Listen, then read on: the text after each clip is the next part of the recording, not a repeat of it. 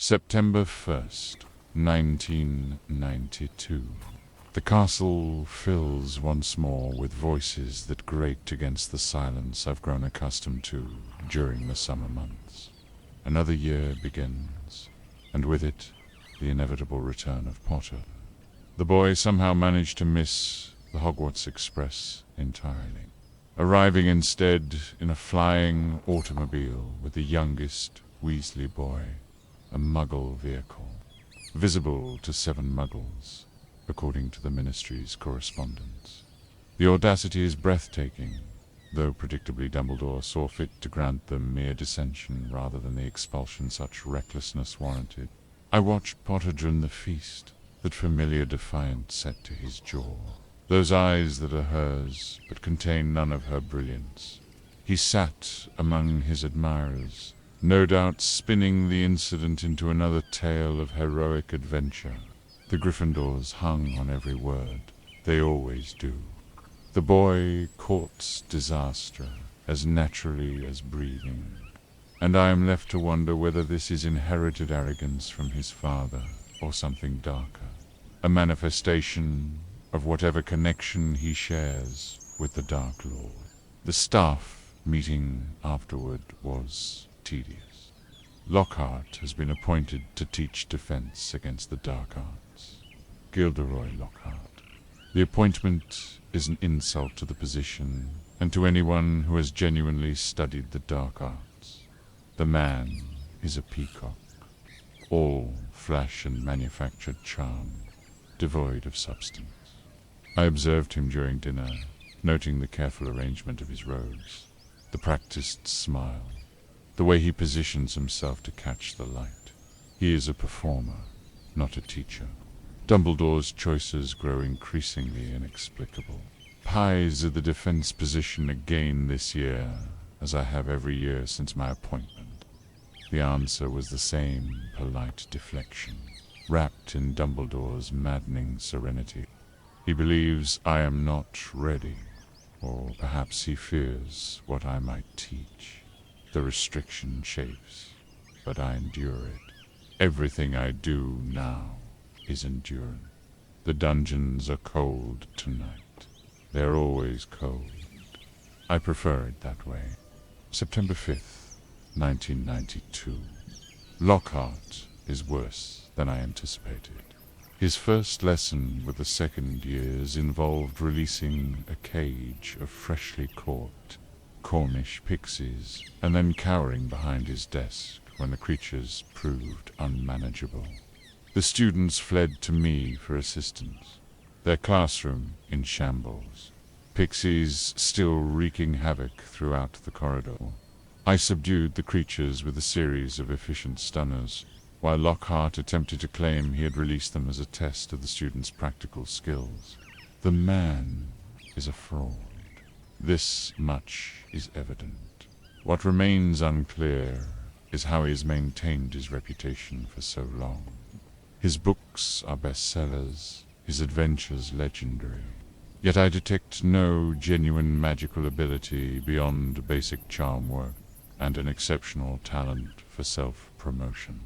I find myself wondering what Dumbledore knows that he is not sharing. The headmaster rarely acts without purpose, even when that purpose remains opaque to the rest of us. Potter's potions work continues to disappoint. Today's swelling solution was adequate at best, likely due to Granger's whispered corrections. The girl is insufferable in her eagerness to display knowledge, but at least she possesses the competence to match her confidence. Potter, meanwhile, contributes the minimum effort required to avoid complete failure. He treats my subject with the same casual disregard his father showed for anything that did not involve showing off or tormenting those he deemed beneath him. I assigned them an essay on the properties of porcupine quills in Potion Lake. Potter looked as though I had assigned him to swim through tar. Perhaps the mental exertion will do him good, though I doubt he will complete it without Granger's assistance. Minerva mentioned during our patrol that she finds Potter improved this year. I wonder what standards she applies to reach such a conclusion. September 12th, 1992. A peculiar incident during Lockhart's dueling demonstration today. The fool insisted on staging an exhibition for the school, presumably to bolster his deteriorating credibility after 3 weeks of transparently incompetent teaching. He asked me to participate as his opponent. I accepted with barely concealed anticipation. The duel was brief. I disarmed him with contemptuous ease, sending his wand spinning into the crowd. For a moment, I entertained the fantasy of following through with a more aggressive hex, but discretion prevailed. The students were watching, and certain standards must be maintained, however much the man deserves humiliation. The demonstration devolved into chaos when Potter and young Malfoy were invited to duel. Draco cast a Serpensortier curse, producing a black snake that immediately fixed its attention on a nearby Hufflepuff student. Before I could vanish the creature, Potter began speaking to it in Parseltang. The boy was speaking Parseltang, standing there conversing with the serpent as naturally as if they were discussing the weather. The great hall fell silent. Even the youngest students understand the significance of that particular ability. Parseltang, the language of Salazar Slytherin himself, associated with dark wizards throughout history. I watched the fear blossom on the faces around Potter, watched his friends step slightly away from him. The boy appeared confused by the reaction, oblivious, as always, to the implications of his own actions. I vanished the snake and dismissed the students, but the whispers had already begun. Potter is now the subject of intense speculation, suspected of being the heir of Slytherin. The irony is almost amusing. James Potter's son, linked to Slytherin, yet the ability is real. I heard it myself. That sibilant hissing, unmistakable and unlearnable. Potterus, a Parselmuth. This changes calculations I have been making since the Night Quirrell died. The boy's connection to the Dark Lord is deeper than mere coincidence of failed murder. There is something at work here, something Dumbledore has not fully explained. I find myself returning to questions I thought resolved. What exactly happened that Halloween night? What did the Dark Lord leave behind in the boy who lived? I must speak with Dumbledore, though I doubt he will provide straight answers. He never does when it concerns Potter. October 8th, 1992. The castle is gripped by fear, and for once, the terror is not unfounded.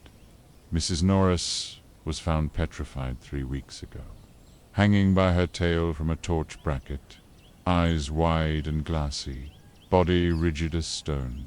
Scrawled on the wall beside her in crude letters, "The Chamber of Secrets has been opened. Enemies of the Heir, beware."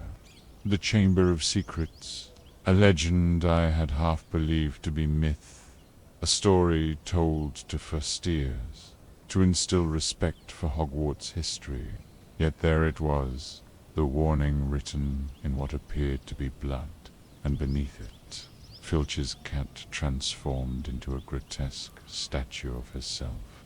I was among the first to arrive at the scene, drawn by Filch's anguished howling. Potter was there, naturally, along with Weasley and Granger. All three were wet, standing in a puddle of water, looking both terrified and guilty.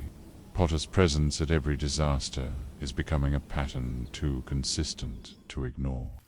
The boy claimed they had been at nearly headless Nick's Death Day party, a convenient alibi, and one that happens to be verifiable, though it does not explain why they were in that particular corridor at that particular moment.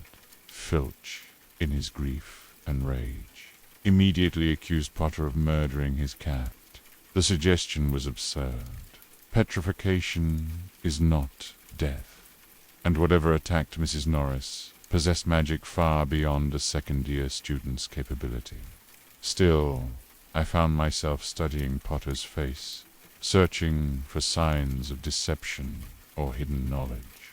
I saw only confusion and a trace of fear. The boy is many things, but he is not a skilled liar. Dumbledore concluded that Mrs. Norris had been petrified by a powerful dark creature, though he would not specify what manner of creature.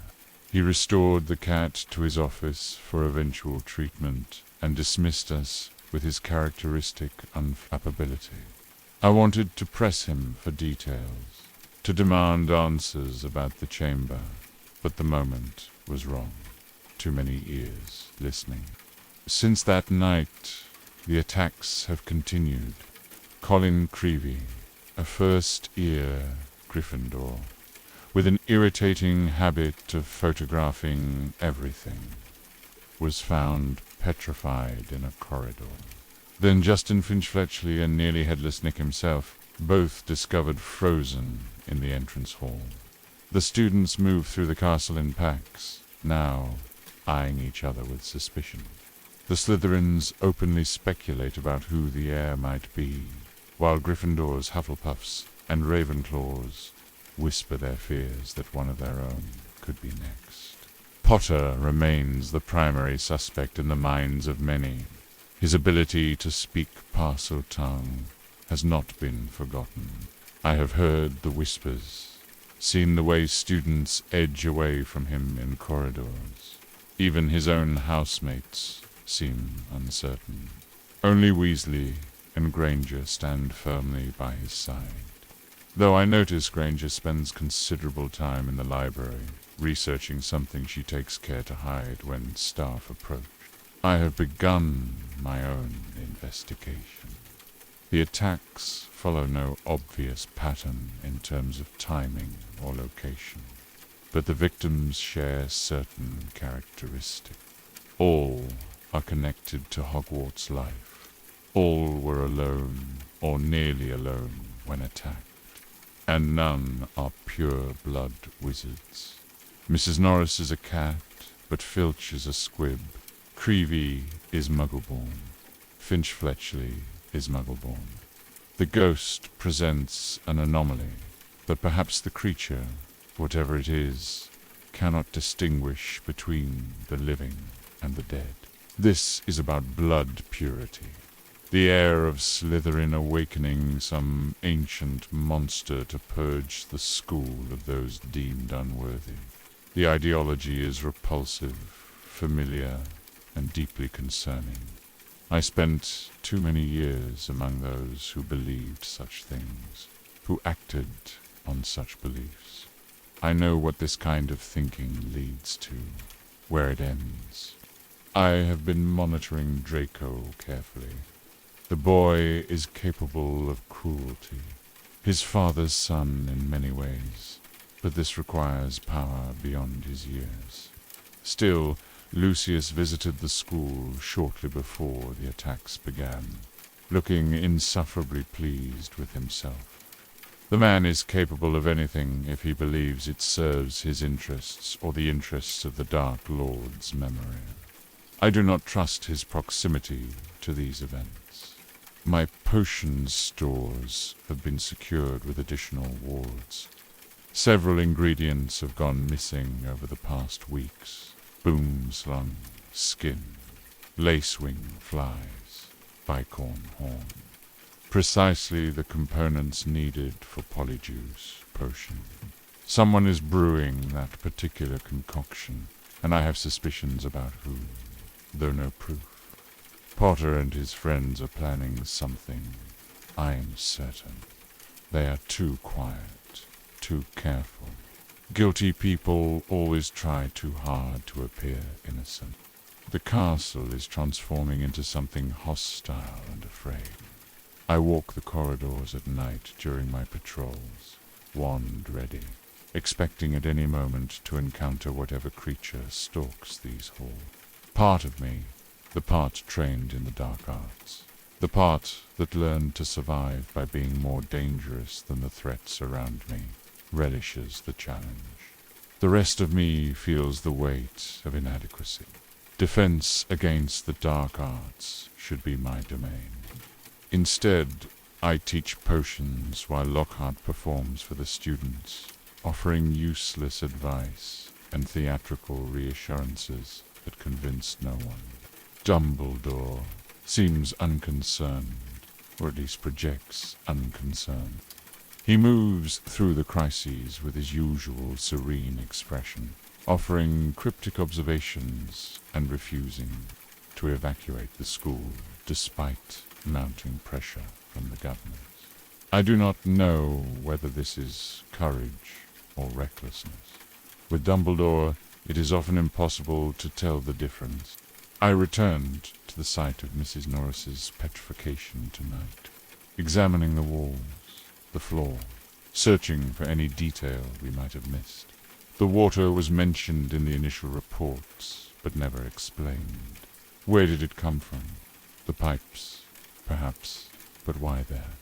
Why that corridor?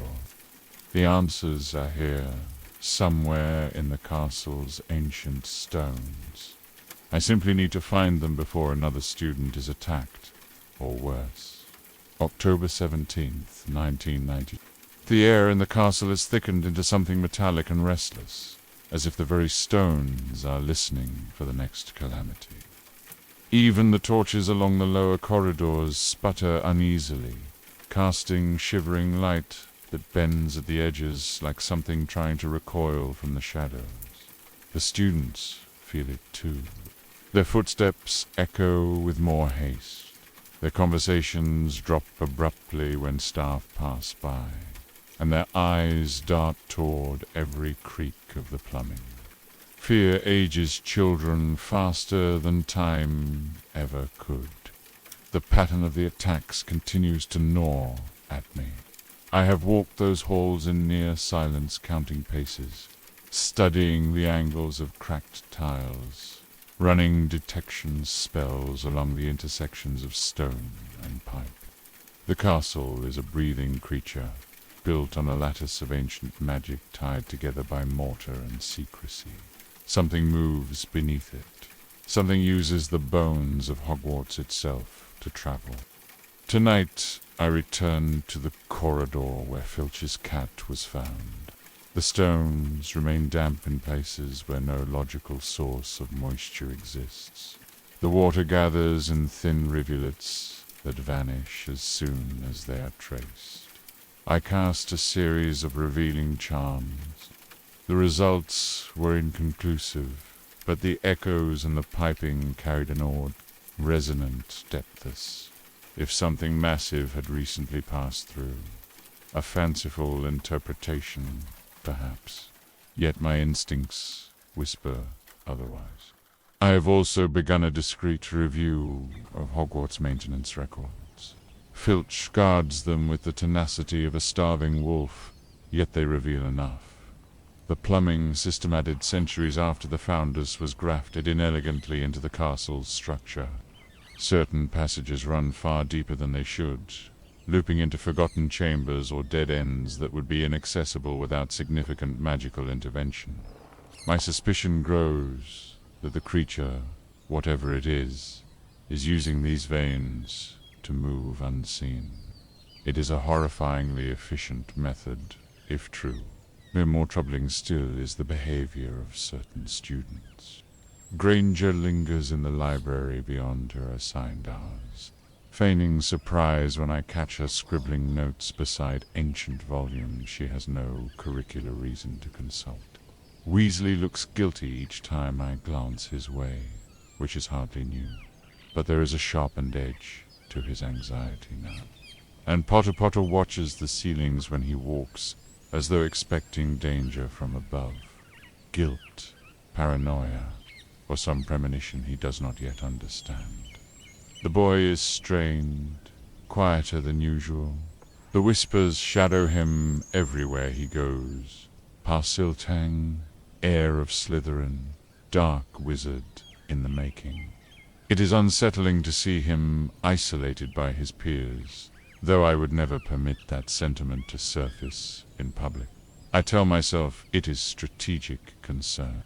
Allowing the school to turn on him creates instability we cannot afford. Yet privately, I dislike how familiar it feels to watch a child be feared for things he cannot control. Lockhart, naturally, is oblivious to the mounting panic. He preens through the halls as if he alone keeps despair at bay. This morning he suggested installing framed portraits of himself, offering encouraging winks to the students. I nearly hexed him on principle. His vanity would be laughable if it were not so corrosive. Confidence built on lies is a fragile shield in a crisis, and the students are beginning to see through the lacquered facade. Tonight, after my rounds, I returned to the dungeons and reviewed my notes again. The timeline of the attacks, the locations, the growing evidence of something moving through the walls. It all points toward a design I have not yet deciphered. But my instincts sharpen whenever I study the map of the school's lower levels. There is a gap in the castle's history, a hollow place in its foundations where knowledge should exist and does not. Whatever lurks within the castle has not yet shown the extent of its power, and I fear the next attack is not a question of if, but when. October 24th, 1992. The castle feels suspended, caught between the normal rhythms of school life and the silent dread of waiting for something unseen to strike again. Even the portraits have grown watchful, their occupants speaking in hushed tones as if afraid that their very pigment might draw the creature's attention. Hogwarts has known fear before, but there is a peculiar brittleness to this one, a sense that the wrong sound or careless movement might shatter whatever fragile equilibrium remains. Minerva cornered me after dinner to discuss the latest staff patrol rotations. Her composure is as firm as ever, but I recognized the strain beneath it. She asked, too casually, whether I had noticed any unusual behavior among my Slytherins. The implication was delicate, but present. I reminded her that ambition does not equate to malice, and that if any of my students possessed knowledge of the chamber, I would be the first to act. She accepted the statement with a curt nod, though the concern in her eyes lingered. The latest attack, Finch Fletchley and Nearly Headless Nick, has accelerated the spread of panic. The boy was found frozen in mid-flight from Nick's translucent body, the ghost himself hanging in a ghastly limbo of suspended animation. Even I found the sight unsettling. A creature capable of affecting both the living and the dead is no minor threat. Something ancient, powerful, and utterly indifferent to its prey roams this castle. Draco, in predictable fashion, has been holding court in the Slytherin common room, offering grand theories about the heir of Slytherin, while basking in the fear it generates. I pulled him aside earlier, a hand on his shoulder tightening just enough to command his focus. I told him plainly that his theatrics were drawing unnecessary attention, and that invoking the Dark Lord's name, even obliquely, is neither wise nor welcome. The boy blanched but protested nothing. Lucius has filled his head with too many poisonous notions. Pruning them will take years. Potter, on the other hand, grows more withdrawn each day. His friends flank him constantly, but the weight of suspicion presses against him from all sides. I saw him in the courtyard this morning, standing still while other students gave him a wide berth. His expression caught between indignation and bewilderment. He tries to mask it with stubbornness, but there is something more fragile in his posture now. It is disquieting how icily a child can be cast as a monster in the minds of peers who once adored him. Still, his presence at every critical moment is an inescapable fact.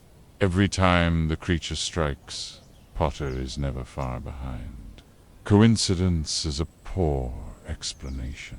Yet I cannot bring myself to believe he is the architect of these attacks. Reckless, yes. Foolish, certainly.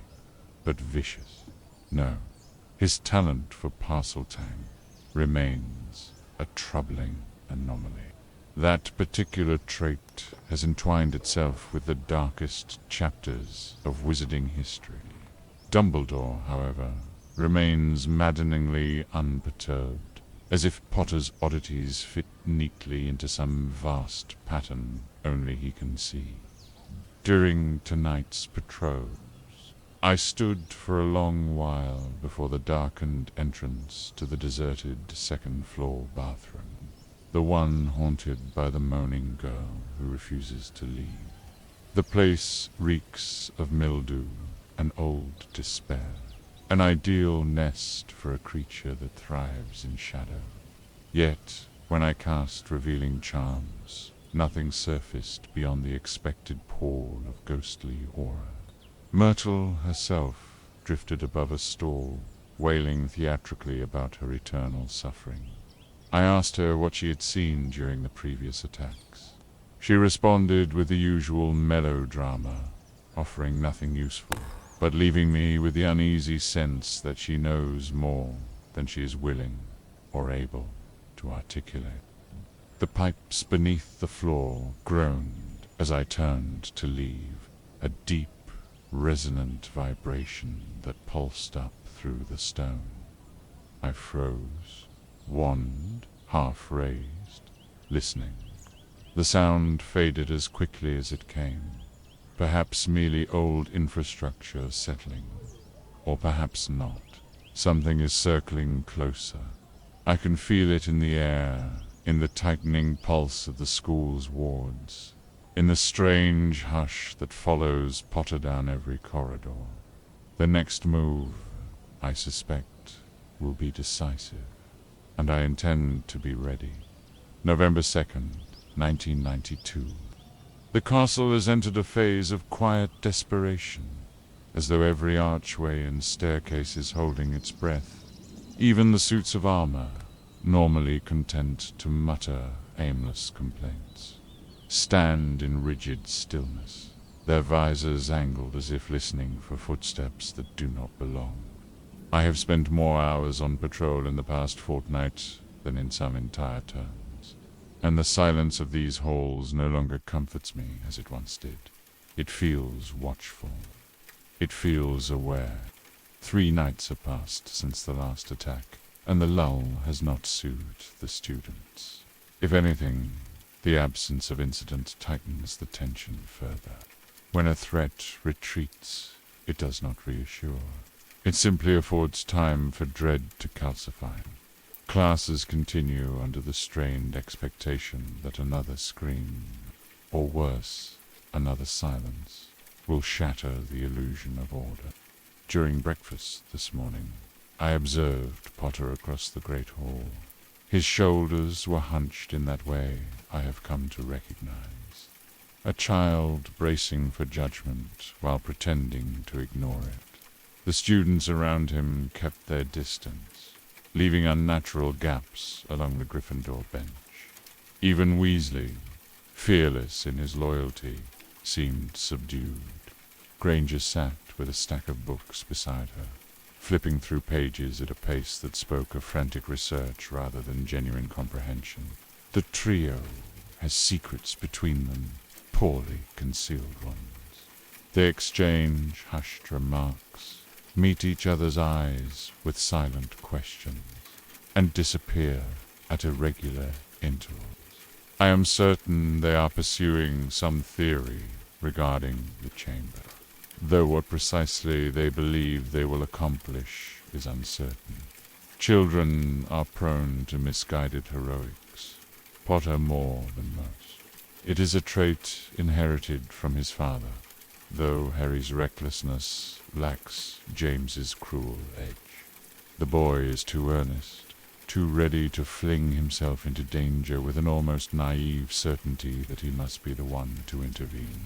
And yet, I have watched him enough now to recognize when fear presses close to him, it is fear he conceals poorly. Fear that something is expected of him that he neither understands nor asked for. The world has placed him on a pedestal built from prophecy and myth, and he is still only 12. I remind myself, again and again, that compassion is a luxury I cannot afford where Potter is concerned. But there are moments, fleeting, inconvenient, where I see a boy ill-equipped for the weight he carries. This afternoon, Minerva summoned the staff to an urgent meeting.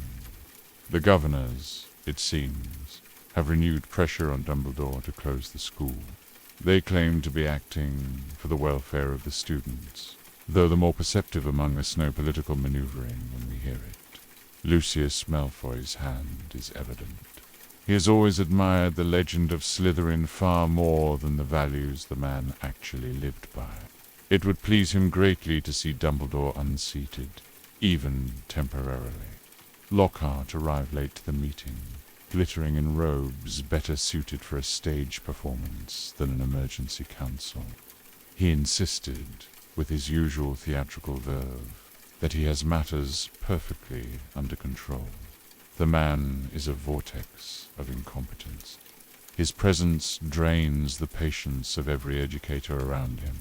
He offered to take charge of student safety, a declaration that drew an expression from Pomona's sprout so venomous it may have rivaled a devil's snare in potency. When Dumbledore dismissed us, he lingered behind, his gaze resting on me with that infuriatingly serene inscrutability. I know he expects me to glean meaning from these long silences. For all his brilliance, the headmaster forgets that not everyone communicates through riddles and gentle suggestion.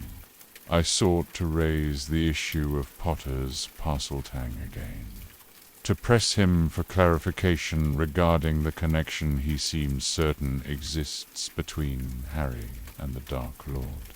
But the opportunity dissolved before I could take it. Dumbledore is a master of redirecting conversations without appearing to do so. Tonight's patrol led me once more to the second-floor corridor. I moved slowly, wand drawn, letting my senses stretch outward. The air held a faint dampness, cool and unnatural. The torches flickered violently as though disturbed by a distant tremor. From the walls came a subtle vibration, a low, sinuous rumble that lasted only a breath before fading. I have learned to trust such subtleties. They are often the only warnings dark creatures offer. I considered entering the abandoned bathroom again, but dismissed the notion. Myrtle's presence obscures too much. Ghosts distort magical detection in peculiar ways, and her perpetual misery is a distraction. Still, there is something about that place. It grips the imagination, suggests a concealed convergence of past and present. Rumor once claimed that a student died within Hogwarts during its early years, a girl whose death was traced to the chamber's first opening. If that is true, then the bathroom where Myrtle lingers in eternal sulk may be more than merely unfortunate architecture. My rounds took me deeper into the lower corridors, where the stone grows colder and the torches thin. In those stretches, sound travels strangely, footsteps echo unevenly, and whispers return with different inflection. More than once tonight, I paused, listening to faint, hissing reverberations that seemed to emanate from the plumbing. Too faint for translation, too sharp to dismiss. Parseltang has a rhythm unlike any human speech. It coils through sound rather than flows. Whatever moves within these walls speaks a language older than any textbook allows. Back in my office, I laid out my notes once more. Attack locations, victim profiles, architectural anomalies. The patterns are incomplete, as if critical information is missing from the edges, but I can sense a shape forming. The creature favors lower passages. It utilizes water.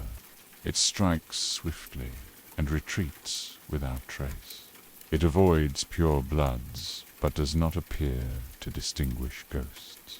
And Potter, for reasons he cannot articulate, is drawn toward the epicenter of every occurrence.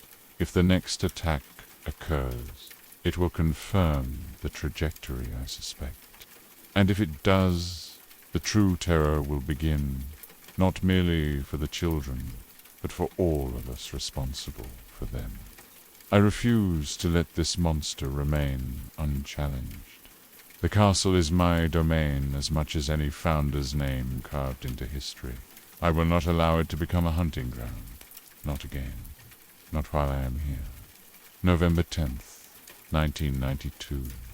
The castle feels hollow tonight, as though something essential has slipped between its stones. The day began with a murmur and ended with a gasp. Another attack, and this time a double blow. Nearly headless Nick, frozen in a suspended parody of life, and Justin Finch, Fletchley, crumpled beside him like a marionette cut from its strings. The students scattered the moment the news spread, their fear swelling like a thunderhead. Even the bravest among them looked ready to bolt for the gates. The scene was unsettling in ways I did not expect. Nick, who has remained half alive for 5 centuries, was stiff as carved ice. The delicate, translucent contours of his ghostly form crystallized in unnatural stillness.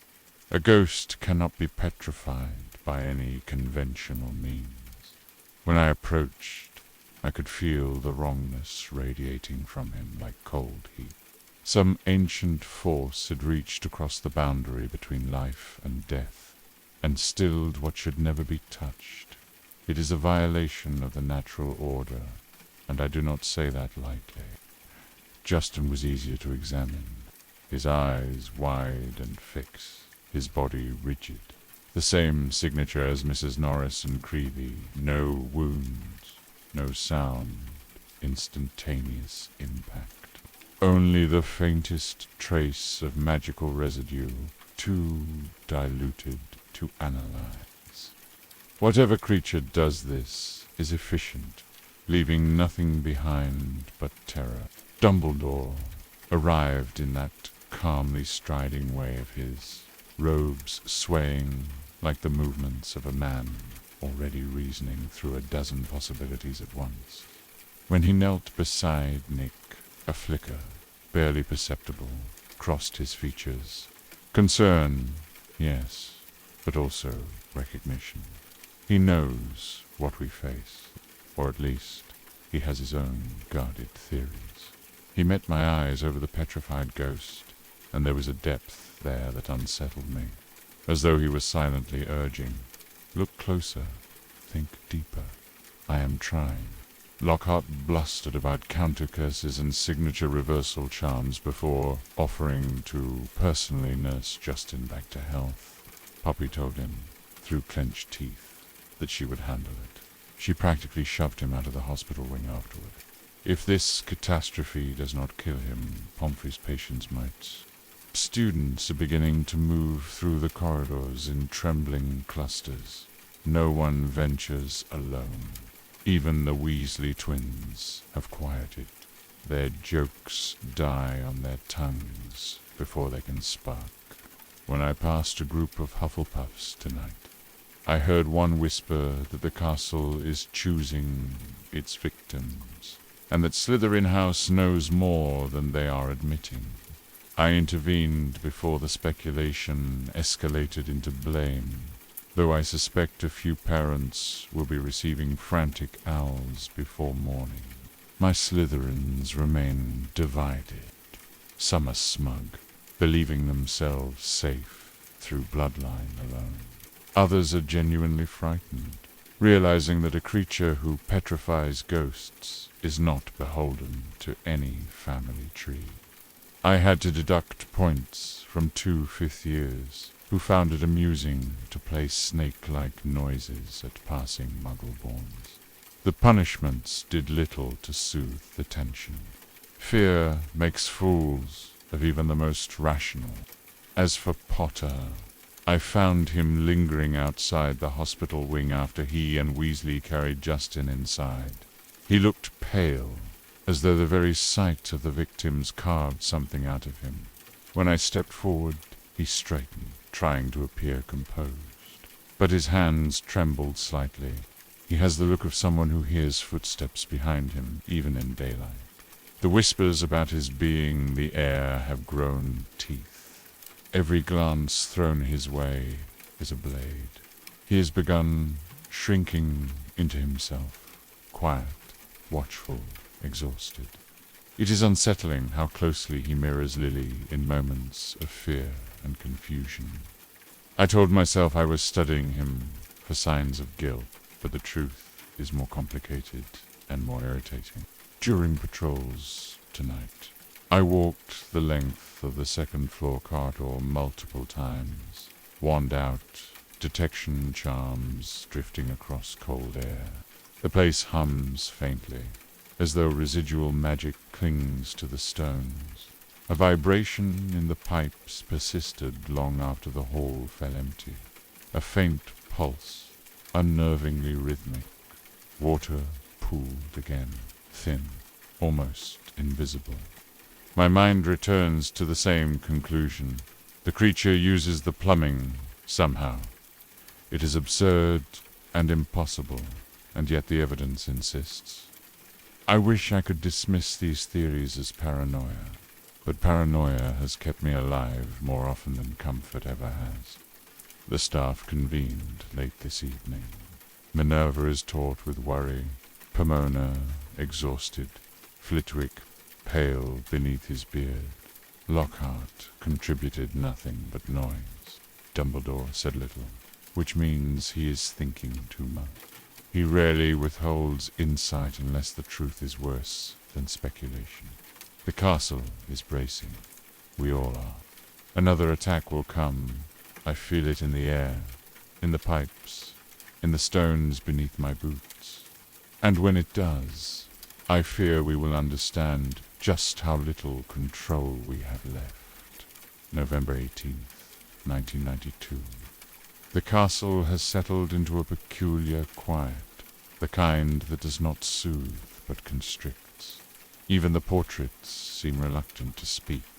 Their painted inhabitants pressed themselves closer to the edges of their frames, watching the corridors with a vigilance bordering on dread. I cannot recall a time, not even during the darkest years of the war, when Hogwarts felt quite like this. There is a presence in the silence now, a heaviness that listens. I spent most of today investigating the structural veins of the castle, not the mapped hallways, nor the obvious waterways that feed to the kitchens and baths, but the older system. The labyrinth of archaic pipes fused to the foundation long before Hogwarts expanded into its final shape.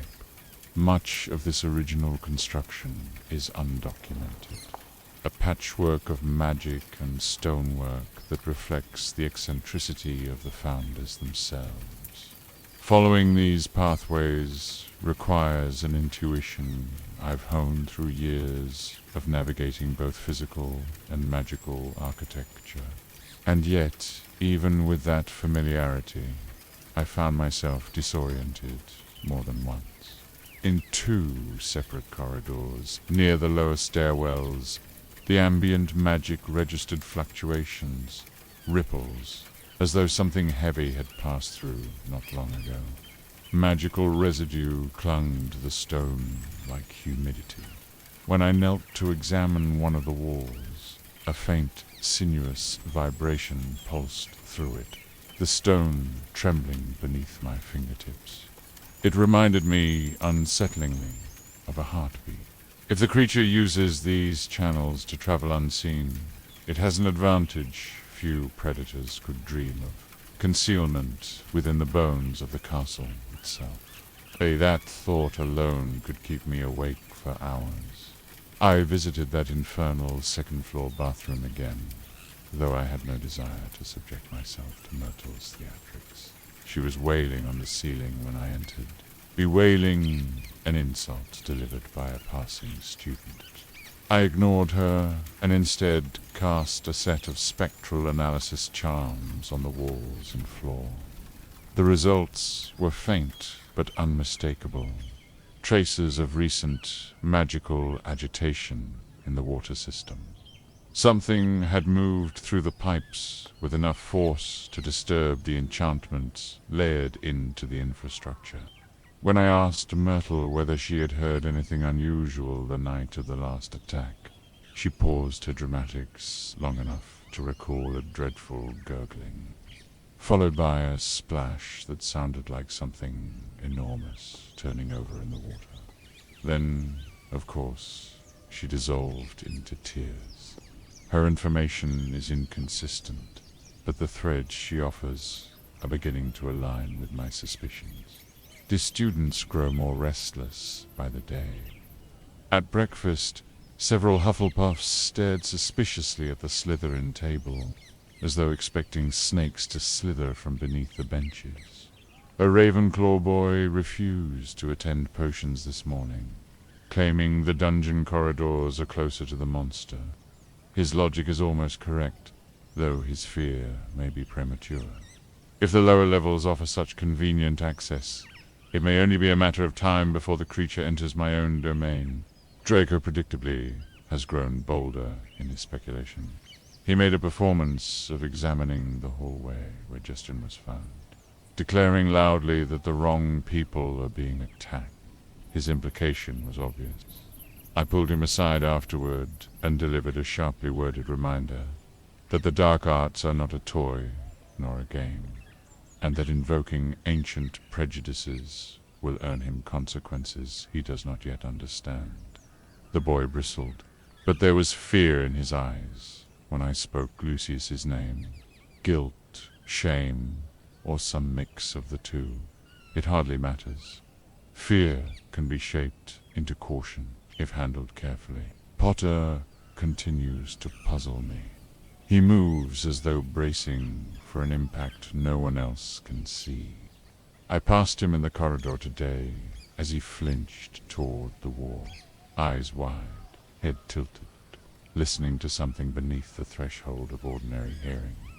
When he noticed my presence, he straightened too quickly, guilt flickering across his features. Whatever he hears, he does not want it known, and he does not understand it. His connection to this creature, whether through Parseltang or the darker legacy intertwined with his past, feels less like coincidence and more like inevitability. Dumbledore insists the boy is guided by forces he does not yet comprehend. Meaningless poetry. What Potter needs is clarity, guidance, discipline, none of which he seems inclined to accept from anyone. Tonight's patrol ended with an unusual stillness. When I passed the corridor where Nick and Justin were found, my breathing hitched. Something cold, cold beyond the dungeon chill, crept along the floor. A draft slipping through a place with no windows, no open doors, no broken stone. And with it, barely audible, came a faint hiss that disappeared the instant I strained to listen. I do not believe in coincidences, and I do not believe this castle is safe. Not while the pipes whisper and the walls shift in ways they should not. The creature is moving, and with each passing day, it draws closer to revealing itself. November 25th, 1992. The castle's atmosphere has curdled into something sharp and brittle. Fear suspended so thickly in the air that even the staircases seem reluctant to move. Students walk in tight clusters, casting quick, darting glances over their shoulders as if expecting the walls themselves to turn predatory. They are not wrong to be wary. The castle feels wrong in its bones, as though something ancient has been stirred awake and is now shifting beneath our feet. This morning's breakfast unfolded under a heavy hush. Every rustle of parchment, every clatter of a spoon, sounded amplified against the silence. The fact that no new attack has taken place in over a week offers no comfort. Rather, it heightens the strain. Human instinct often misinterprets quiet as safety. Children, especially, long to believe that danger simply exhausts itself. But I have lived long enough among shadows to know that a pause is merely the inhale before the next strike. As I observed the great hall, 3 figures drew my attention again and again. Potter, Weasley, and Granger. Their whispered conferences, their exchanged glances, their sudden absences. They believe they are subtle. They are not. The weight of their secrecy presses outward, visible to anyone who has spent a lifetime hiding things far more dangerous than school children's schemes.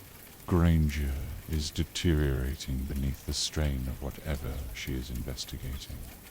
She stumbled into potions today, looking pale and frayed, ink smudged on her fingers, dark circles beneath her eyes. She worked with the kind of manic focus I recognize too well.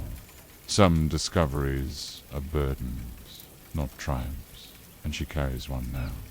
When her quill hand trembled during note-taking, I instinctively scanned her desk for contraband ingredients or hidden texts. Nothing, only exhaustion and fear. Potter, meanwhile, sits like a coiled spring. At one point during class, a dropped vial 2 tables away made him flinch so sharply he knocked over his cauldron. A year ago, I would have chalked it up to adolescent nerves or lack of discipline. Now, I suspect he is listening for something the rest of us cannot hear. That realization unsettles me far more than I care to admit. I am increasingly convinced that the creature communicates through some form of magical resonance that interacts with the plumbing network, and Potter, by virtue of that cursed connection left in him by the Dark Lord, may sense it instinctively. If so, he is stepping toward the truth without understanding the danger. That child has an infuriating talent for walking unguarded into the jaws of disaster. Classes have become battlegrounds of nervous energy. Even my Slytherins, normally so composed in their arrogance, watch the doors with tight expressions. Earlier today, I caught a 4th-year Mulciber's nephew muttering protective charms under his breath. A foolish attempt. Without training, such spells offer little more than psychological comfort. Still, I did not reprimand him. Fear, when acknowledged, can be managed. When ignored, it festers. The staff met again this afternoon. McGonagall's worry is beginning to crack through her usual discipline. Flitwick wrings his hands so often I expect his fingers to tie themselves into knots. Pomona suggested suspending practical lessons entirely. I disagreed, arguing that predictability and structure are what the students cling to in times of crisis. Lockhart, predictably, proposed leading a castle-wide courage seminar. Minerva shut that notion down so swiftly that even I felt a flicker of satisfaction. As for Dumbledore, his presence today was quieter, heavier.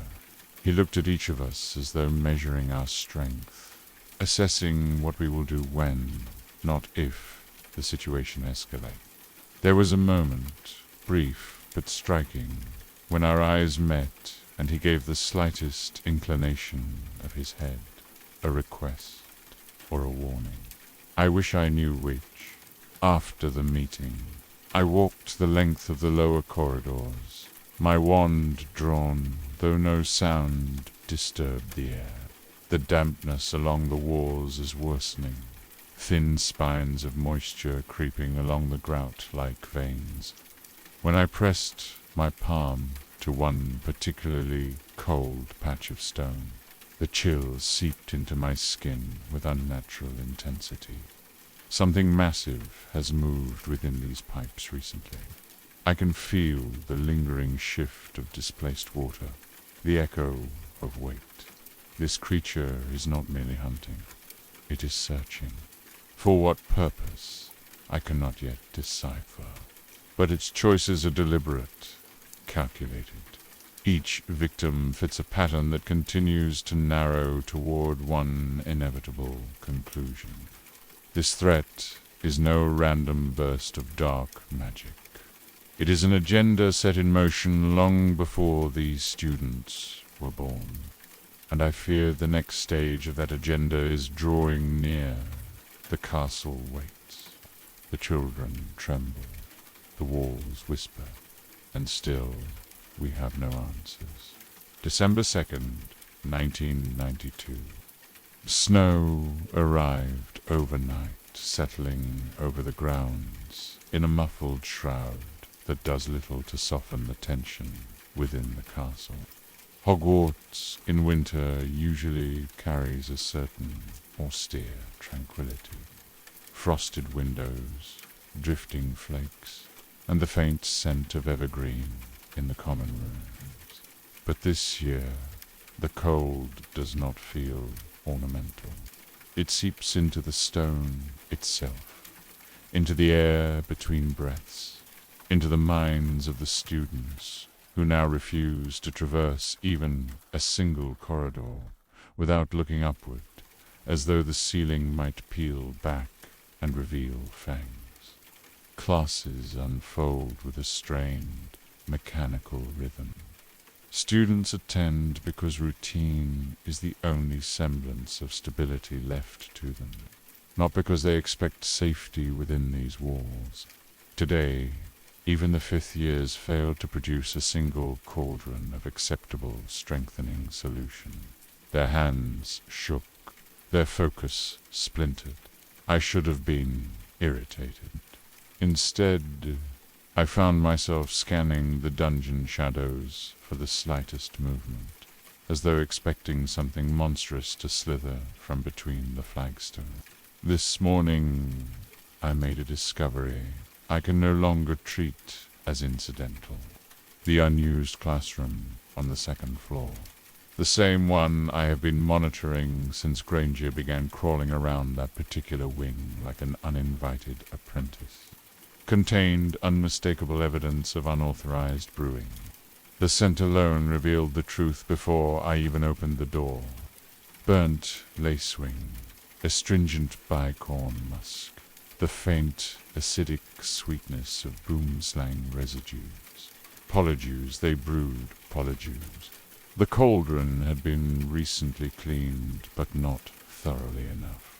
A thin ring of darkened residue clung to its base, poorly disguised by a layer of vanishing agent, which, ironically, preserved the chemical patterning of the potion's degradation. The trio's handiwork, undoubtedly. Granger's precision, Potter's recklessness, Weasley's inability to properly neutralize a cauldron. The evidence was all but signed. I should have hauled them to my office immediately. I should have assigned detentions severe enough to convince them never to meddle with restricted potions again. But something stayed my hand. Perhaps it was the knowledge that children brewing Polyjuice are not merely dabbling, they are searching. For answers we have failed to provide. For truths we have failed to uncover. For a sense of agency in a crisis spiraling beyond their comprehension. Or perhaps it was the memory of myself at that age, doing far worse under far darker influences. and knowing that punishment alone never stopped anyone determined to chase forbidden knowledge, no, I am not proud of my inaction. But for now, I prefer to observe. Their desperation may reveal a connection we have overlooked. Lockhart cornered me in the corridor just before lunch, boasting that he had discovered a secret clue left at the scene of Nick's petrification. I braced myself for another wave of idiocy. Instead, he triumphantly produced a smudge of soot he claimed was burned cloak fiber from the beast's underbelly. It was, in fact, residue from a torched tapestry one of his fan clubs had accidentally set aflame yesterday. I left him mid-sentence. He called after me, insisting on a joint investigation. If incompetence could be bottled, I would have introduced him to the concept years ago. The staff convened again this evening. McGonagall recommended doubling patrols. Pomona argued for closing off sections of the castle entirely. Phileas muttered something about installing detection charms in the pipework. Dumbledore listened, offering little. His silence weighs heavily. It always has. When he grows quiet, the storm beneath the surface is far greater than he allows us to see. After the meeting, I walked the upper corridor alone. The castle's hum felt louder tonight, an ambient thrum reverberating through ancient stone. At one point, near the junction leading to the second-floor lavatory, a sharp metallic echo vibrated through the pipework. Water shuddered behind the walls, rippling with the force of something immense moving through narrow spaces. I felt the vibration through the soles of my boots. I froze. The sound lingered for several seconds, then faded, not slowly, but abruptly, like a door slamming in the depths of the castle. The creature is active again. I do not know when it will strike next, only that the timing of its attacks has grown disturbingly deliberate. The pattern is narrowing, its confidence is growing, and whatever purpose drives, it has not yet been fulfilled. If I am correct about its movements, about the way it coils through the very arteries of the school, then we are not tracking it. It is tracking us. December 12th, 1992. Winter has deepened its hold on the castle. The snow outside piles against the windows in thick drifts, swallowing sound and light until everything feels muted, suspended at dawn doors. However, the silence has taken on a different character.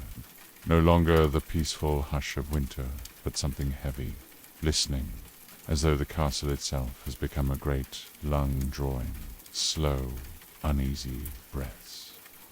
Hogwarts is an old creature, full of strange consciousnesses, built on layers of magic both deliberate and accidental. I have felt its moods shift before, during the war, when Death Eaters prowled the forest, during the Triwizard preparations of my own youth, even during the nights when Quirrell's curse festered in the walls last year. But never has the castle felt so aware of its own danger. There is a tightening in the air, a subtle arching of the corridors, like hackles raised. This evening I conducted another sweep of the lower levels. The students were confined to their common rooms after dusk, so the corridors were blessedly empty. The absence of chatter allowed the ambient magic to surface. I stood outside the second-floor bathroom again, Myrtle's sanctuary of perpetual misery, and extended my senses toward the walls. A tremor shuddered through the pipes, not the idle groaning of age or shifting water pressure. This was smoother, more deliberate, as if something vast slid along metal in an endless arc. A low vibration crawled up my arm when I pressed my palm to the tile. The creature is moving more frequently now, It has grown confident or impatient. I entered the bathroom, ignoring Myrtle's melodramatic shrieks as she splashed water in looping circles above one of the sinks.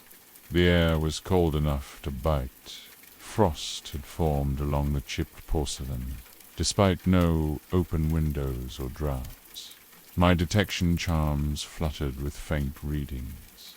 Disturbances too subtle to classify, but unmistakably recent. When I tried a resonance charm tuned to detect large magical entity, the spell dissolved almost immediately, as though swallowed. I do not like what that implies. Only creatures steeped in ancient magic, or those bound to powerful enchantments, can interfere with spellwork so thoroughly. Myrtle drifted lower as I prepared to leave, wailing about how something enormous had splashed her earlier in the week. I asked her to clarify, but she immediately sank into a sulk about her eternal misery. Yet between her theatrics, I caught fragments. A column of water bursting from a pipe, a flash of movement, a hiss that reverberated through the stalls. She seemed genuinely frightened, not her usual petty theatrics, but a deeper disturbance. If Myrtle is afraid, then whatever disturbed her was no mundane anomaly.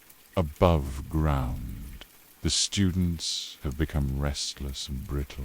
A group of Hufflepuffs refused to attend herbology tonight, terrified of the greenhouse shadows. First years burst into tears during dinner when a suit of armor simply shifted its weight.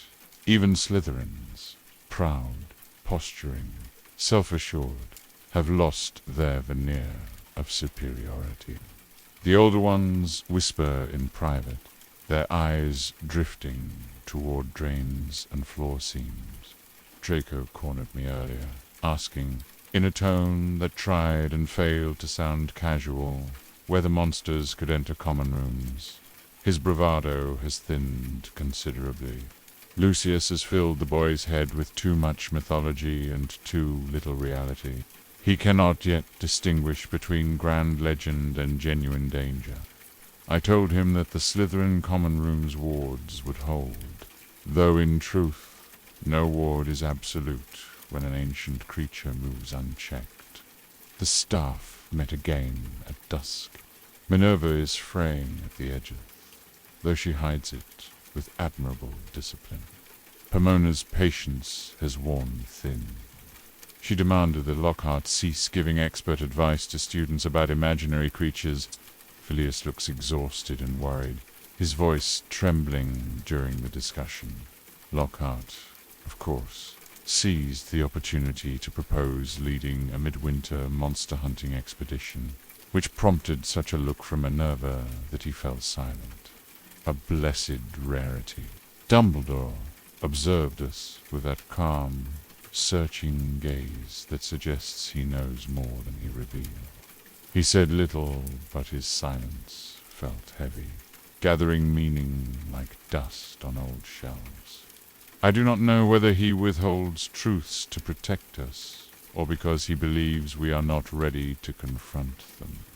Both possibilities irritate me. As I left the meeting, I felt a strange prickle along my spine, a faint pressure in the air, as though something unseen brushed past. The corridor was empty. The torches flickered in unison. I cast several detection spells. All returned inconclusive result. That, in itself, is telling. The creature is restless. The castle feels coiled, and the pattern of attacks suggests the next strike will not be far off. This winter cold is not mere weather, it is warning. December 25th, 1992. Christmas at Hogwarts has always carried a certain melancholy, even in years unmarred by danger. Perhaps it is the sheer scale of the castle, contrasted with so few students remaining. or the way winter light slants through ancient windows, as if filtering through memories older than any living soul. But this year, the melancholy has curdled into something colder. The holiday trimmings do little to disguise the fortress of fear the school has become. I walked the corridors early this morning, before dawn, while most of the castle still slept. Snow pressed against the windows in pale drifts, muting the world beyond. The silence inside was absolute, so complete that even my footsteps sounded muted, swallowed by the thick stone, as though the castle was too burdened to echo. This hour is usually the only time I find tolerable, but even the quiet felt weighted today. When I reached the great hall, the house elves were beginning preparations for the holiday feast. Platters of roast goose and sugared fruits materialized, their scents drifting faintly in the cold air. Despite their cheerful hustle, even they moved with a subdued air. Elves feel the moods of the castle more keenly than anyone. Hogwarts is their home, too. I lingered near the entrance longer than I intended. The hall was decorated in rich greens and glittering silver, a tasteful palette ruined, inevitably, by Lockhart's contributions.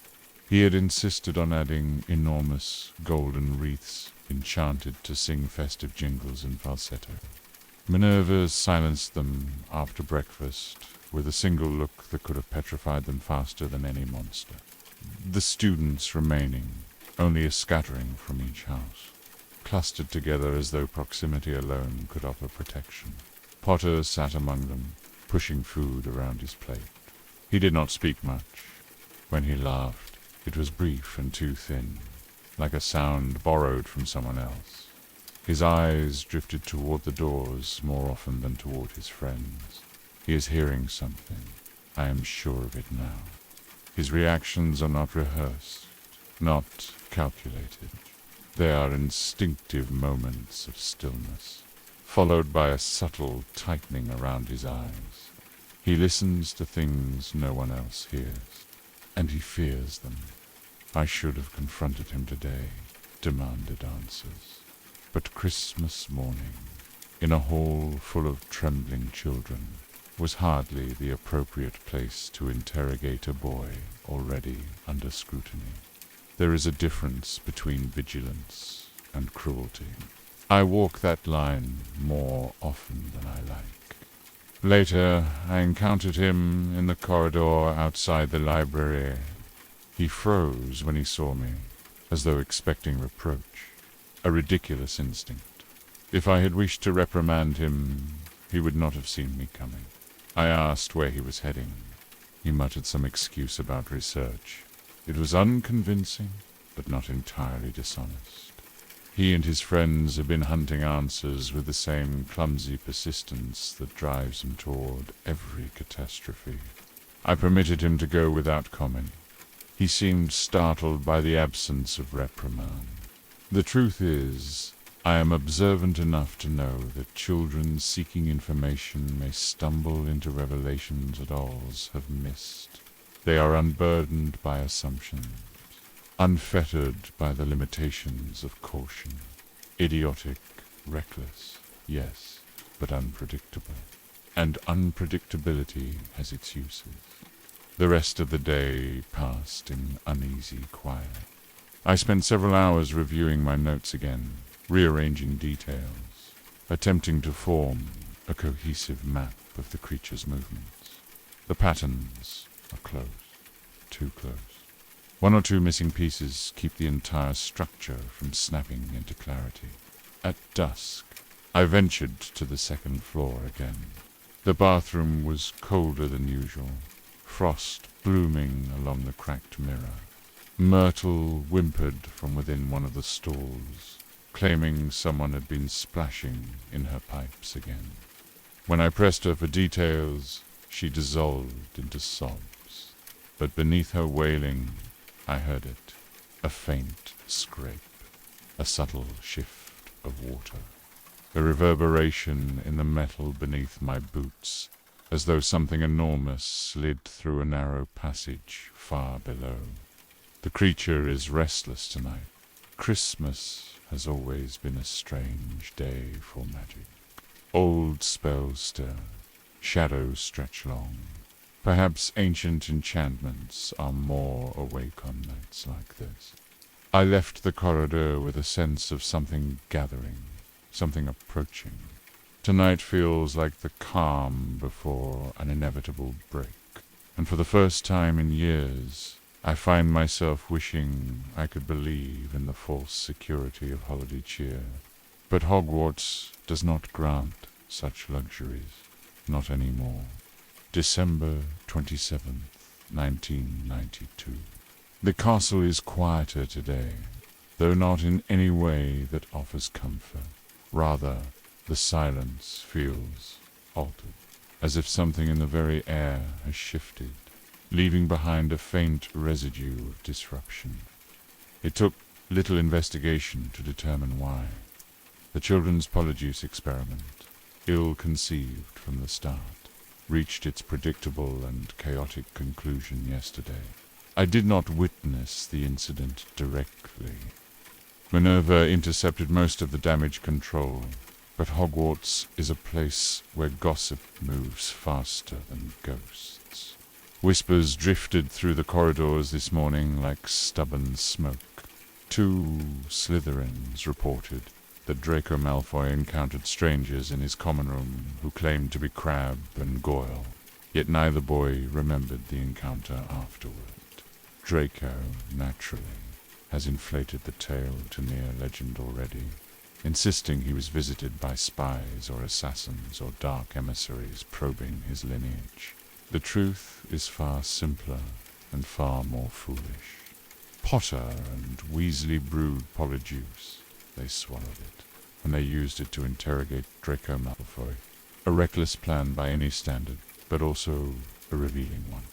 This morning, during patrol, I passed the same abandoned classroom where I first detected the potion's residue. The air still carries the faint musk of its ingredients.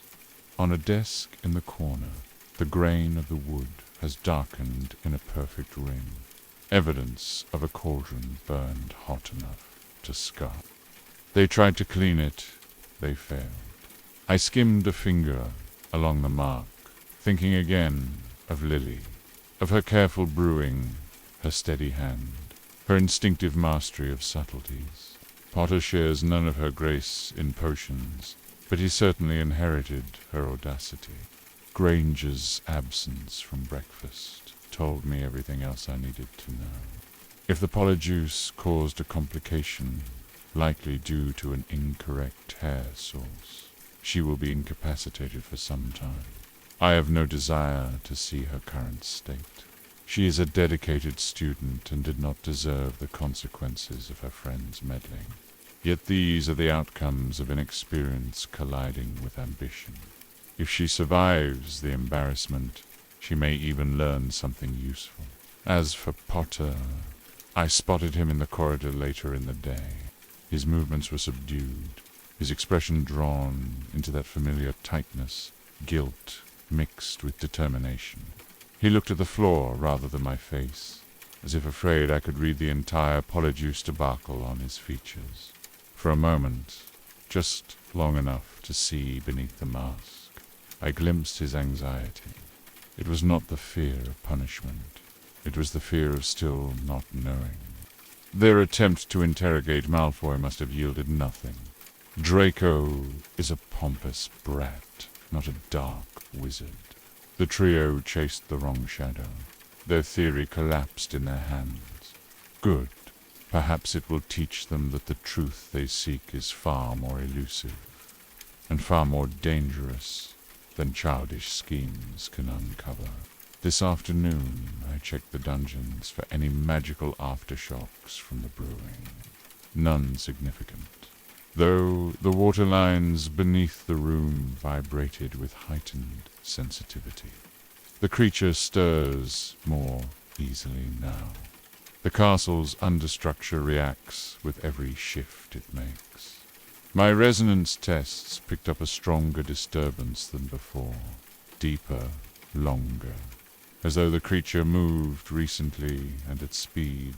Whatever the trio did in their foolish escapade, it coincided with a period of increased activity in the pipes. Coincidence is rarely so neatly timed. Tonight, when the students retired to their dormitories, I returned to the second-floor corridor. The tiles were slick with condensation again, a fine mist gathering near the sinks. The temperature dipped sharply as I approached, breath fogging in front of me. Something in that room has become a crossroads, an intersection point of ancient magic and modern danger. And I am increasingly convinced that the children, without realizing it, have been circling closer to its significance. There is an energy in the air now, subtle but undeniable, a gathering of threads, a tightening of the weave. Even Dumbledore seemed restless during dinner, though he hid it beneath that infuriating calm of his. He sees the patterns, too. He must. The trio's failed Polyjuice attempt proves only one thing. They will not stop. Potter especially. He has no talent for patience. He chases truth like a moth drawn to flame, ignorant of how quickly it will burn him. If he continues down this path, he will either discover something vital, or he will find the creature before we do. And if the latter occurs, I fear even Dumbledore's intervention will come too late. January 4th, 1993. The students returned from the holidays today, their faces drawn with the same brittle apprehension that lingered before the break. Christmas has not softened their fear. It has steeped in the quiet of their homes, fermented into something sharper. The castle swallowed them back into its corridors like a great cold mouth, and they moved through it in hesitant clusters, as if the stones might bite. January is always a difficult month here. The light is thin and sickly, the days short, the nights impossibly long. Even in ordinary years, the castle carries a somber weight after the holiday. But this year, the heaviness settles on the shoulders of every student and professor alike. No one believes the danger has passed. They are right not to. Class is resumed with their familiar, grinding rhythm. In the dungeon classroom, the air felt colder than usual. Cold enough that the torches guttered whenever I passed close by. The students filed in silently, their movements stiff, their eyes dull with sleepless worry. Even the Weasley twins took their seats without comment. Silence from them is an ominous indicator of the school's emotional climate. Potter arrived with Weasley at his heels, his cloak dusted with residual snow and his expression a mask of careful neutrality. The boy is weary, not physically. He has the resilience of youth, but internally, worn thin by the weight of expectations and suspicions he lacks the tools to decipher. He kept glancing toward Granger's empty seat, anxiety flickering in his gaze. Granger remains in the hospital wing, recovering from her ill-fated foray into Polyjuice. Poppy reports that she is improving, though her embarrassment is likely to outlast the physical effects. I am relieved she will recover, if only because losing her would rob the school of one of its few students capable of thought beyond panic. During the lesson, I watched Potter with more intensity than I intended. His brewing was uncharacteristically careful today, though his caution stemmed not from diligence, but from distraction. There were moments when he paused mid-stir, head tilted slightly, as though catching a distant thread of sound. Each time, He shook himself and resumed work. He does not realize how transparent these moments are. Whatever he hears is not imaginary, not hallucinations, not childish fright. It is something deeper, older, a magical resonance that interacts with a part of him touched by the Dark Lord. If Dumbledore knows more about this connection than he has said, and I am certain he does, he hides it behind that maddening benevolence. I would throttle him if I thought it would achieve anything. After class, I lingered in the dungeon, reviewing the students' files. The potions were passable at best. Fear poisons, discipline. Even competent hands tremble when the mind is fracturing under pressure. I cannot fault them for this, though I can, and will, assign remedial brewing to restore some semblance of rigor. Later in the afternoon, I patrolled the third floor and upper corridors. Students moved along the walls, hugging the edges, as though expecting the floor itself to open. Murmurs drifted through the air, whispers of new theories, new accusations. Some claim the monster has gone dormant. Others believe it is waiting. And some, those with more imagination than sense, suggest that the creature is growing stronger. In truth, I do not know which prospect concerns me more. I encountered Filch outside the staff room, wringing his hands and muttering that the castle hungers. His grief for his cat has evolved into paranoia, but paranoia has its own grim accuracy. The castle does feel predatory lately, alert, tense, expectant. His anguish has become a tuning fork, trembling at the slightest provocation. During supper, Dumbledore made a brief appearance, offering warm wishes for the new term. His voice carried its usual steadiness, but his eyes swept the hall with a gravity he attempted and failed to conceal. He feels the pressure tightening as much as we do. There is something calculated in his silence now, as though he is waiting for a particular piece to fall into place before he acts. After dinner, I walked the second-floor corridor again. The air was colder than the rest of the castle. When I approached the bathroom door, frost curled along the edges of the tile, delicate and crystalline. I heard the pipes shudder within the walls, one sharp jolt, followed by a long, rolling vibration. Myrtle's faint sobs echoed from within. The creature is moving again. January will not be kinder than December, and if the pattern continues to accelerate, the next attack is not far away. The castle feels like a living thing standing on the brink of revelation, its breath shallow, its pulse quickening. Something is coming, and I am deeply, inexpressibly certain that none of us are prepared. January 16th, 1993. The day began in a fragile quiet, the kind that settles before a storm, still, brittle, and impossibly thin. By nightfall, that quiet had shattered. Hermione Granger is petrified. The news spread through the castle like lightning, striking each corridor with sharp electric dread.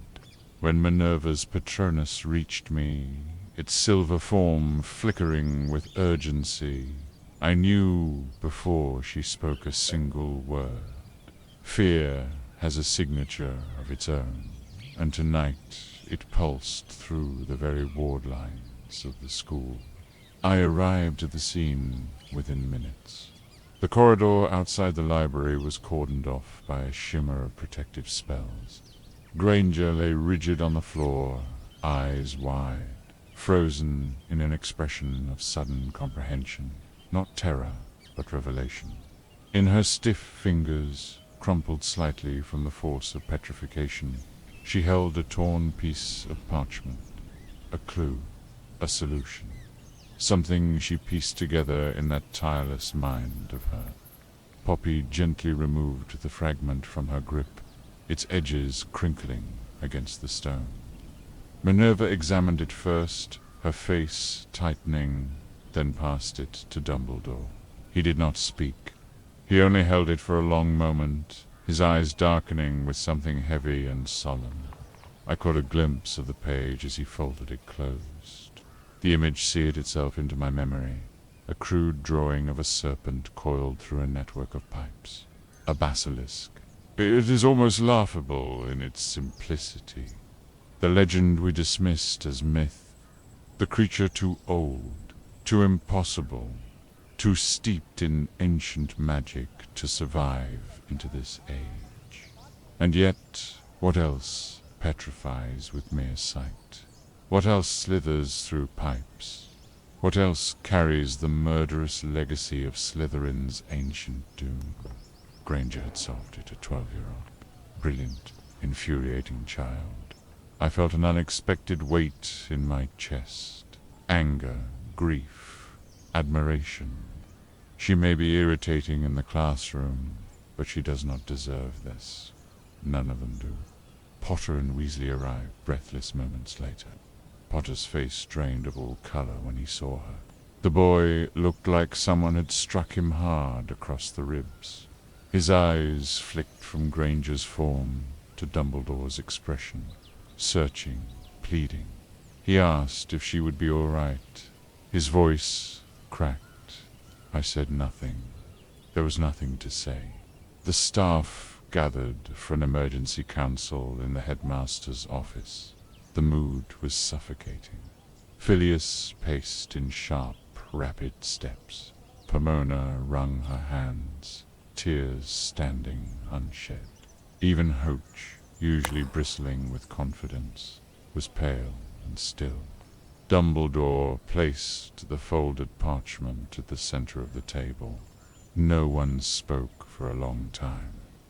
"This confirms our fears," he said finally. He didn't need to say more. Lockhart, predictably, made some empty promise about tracking the creature through its lair, only to be silenced by Minerva's glare. If he truly understood the threat, he would already be halfway to the gates, running for his life. Cowardice masquerading as courage is a fragile thing. After the meeting, I walked the hallways in a restless patrol, trying to create order in a night where none existed. The castle's air tasted metallic charge. The torches hissed with every step. The walls radiated a faint hum of ancient magic awakened, like something sleeping for centuries had drawn a deeper breath. When I passed the entrance to the library corridor again, the protective charm shimmered faintly. Inside, Granger lay motionless, an eerie stillness about her. The page she had clutched had been removed, but the impression of its shape remained pressed into her palm. Children should not have to face monsters meant for adults. Children should not have to solve the riddles we failed to solve ourselves. Potter found me later in the evening, hovering awkwardly near the dungeon staircase. He looked small, smaller than usual, swallowed by grief and panic he couldn't articulate. He opened his mouth as if to ask something, then closed it. For once, he had no reckless words, no defiant questions. Only a boy terrified for his friend. I told him quietly that she would not die. That petrification is reversible. It was the truth, though he seemed unconvinced. He nodded once, shoulders trembling, then walked away. For a moment, just a moment, I saw Lily in him. Not in those cursed green eyes, but in the way he carried fear with stubborn determination. I returned to my office, feeling older than my years. The parchment's image burned in my mind. A basilisk, a creature of myth and murder, a weapon crafted by ancient hatred. Granger's brilliance nearly saved her. But nearly is never enough. The chamber has awakened fully now. The creature moves with purpose, and whether he realizes it or not, Potter is already standing in its path. January 24th, 1993. The castle feels as though it has been hollowed out. Not physically. The stones still stand. The ceilings still arch. The torches still burn. But something fundamental has been siphoned from the atmosphere, leaving the halls echoing with a kind of spiritual emptiness. It is the quiet of people waiting for terror, the quiet that precedes collapse. Hermione Granger's petrification has shaken even those who previously clung to bravado. She was the one student who believed knowledge could shield her. If even she has fallen, the rest cannot pretend safety any longer. The common rooms brim with panic. Students cling to their friends, not out of affection, but out of necessity, as though proximity alone might stave off the threat. Classes continued today, though the illusion of normalcy was laughably thin.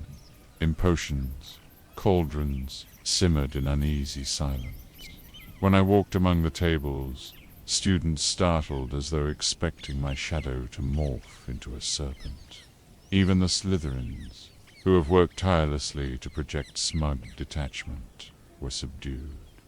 Draco kept shooting glances toward the door, as if expecting the Basilisk to materialize the moment he blinked.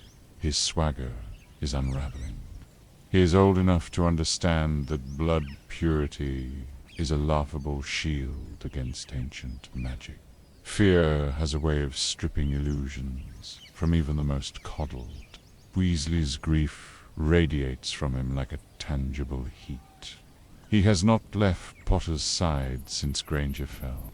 The two of them looked exhausted today, drawn, restless, haunted by something they refused to voice. Potter, especially, seems perpetually on the brink of hearing something just beyond his range. His eyes drift, widening for a fraction of a second, followed by a stiffening of the shoulders that speaks louder than words. He hears it, the serpent, or the magic tied to it, or something threaded through his connection to the Dark Lord. He does not understand it, and that terrifies him more than the sound itself. This afternoon, the staff met once more. The atmosphere in the staff room was suffocating. Too many minds grappling with the same fear. Too many voices attempting to impose reason on a situation that defies it. Pomona has reached the edge of her endurance. Phileas mutters calculations under his breath, frequencies, distances, timings, as though he can quantify the monster into submission. Hoach paces like a caged horse. Minerva, I have rarely seen her more solemn. She is carrying the weight of every house on her shoulders, particularly Gryffindor, where the wounds of this crisis cut deepest. As for Lockhart, he arrived late and smelling faintly of expensive cologne, no doubt hoping to cover his fear. He proclaimed that he had been researching counter-curses and consulting his memoirs. His idiocy has become a constant, like a flawed stone in the castle's foundation, too embedded to remove, too useless to rely on. Dumbledore listened. He always listens. But today there was a tightness around his eyes that unsettled me more than any cry of alarm could have. He does not fear the creature, not truly, but he fears what its presence signifies. The Chamber of Secrets was not meant to open again. Whatever lies beneath the school is older than any of us, a legacy of a founder whose brilliance was matched only by his cruelty. After the meeting, I went to check on Granger. She rests in the hospital wing, surrounded by other victims, silent, rigid, suspended between life and death. Her expression remains frozen in that moment of realization. A basilisk. She solved the riddle faster than any adult in this castle, barring perhaps Dumbledore himself.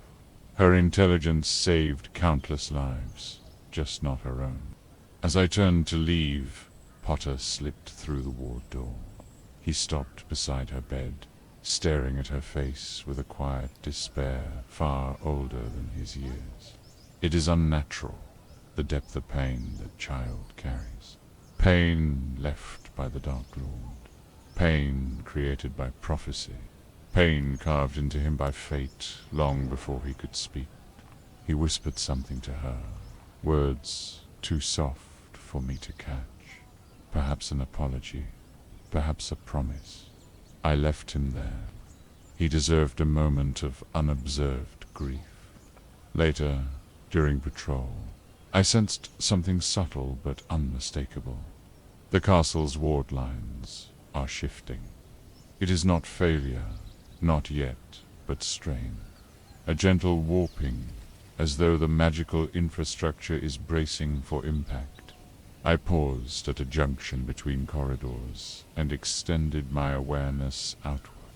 The pipes vibrated, not constantly, as they have in recent weeks, but in a single, decisive pulse, long, low, resonant, a warning or a preparation. The students sense it unconsciously. The staff sense it consciously.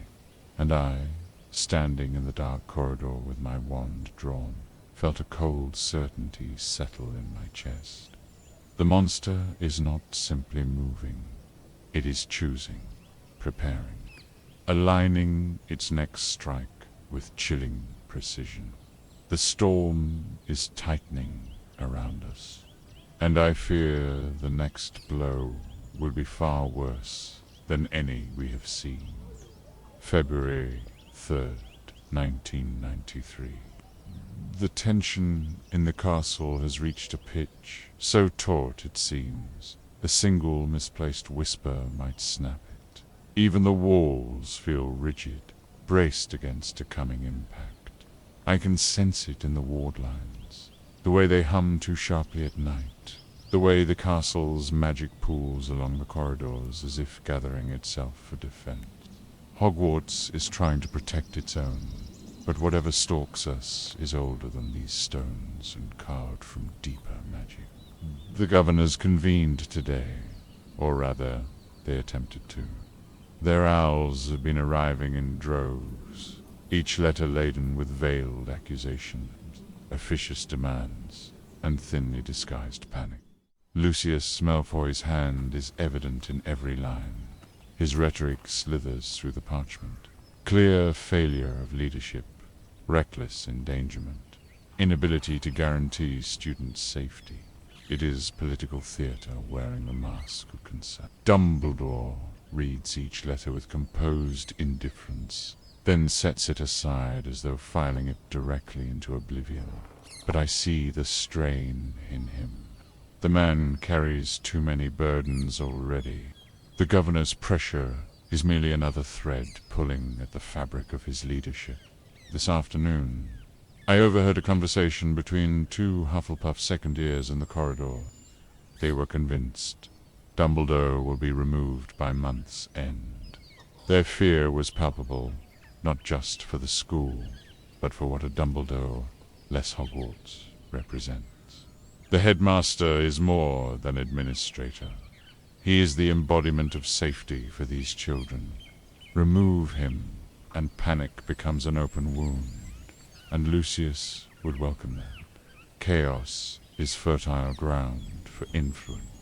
Draco seems aware of his father's maneuverings, though I doubt he comprehends the full implications. He strutted through class today, tossing around comments about proper leadership and houses reclaiming honor. I silenced him with a glare potent enough to freeze a firecracker.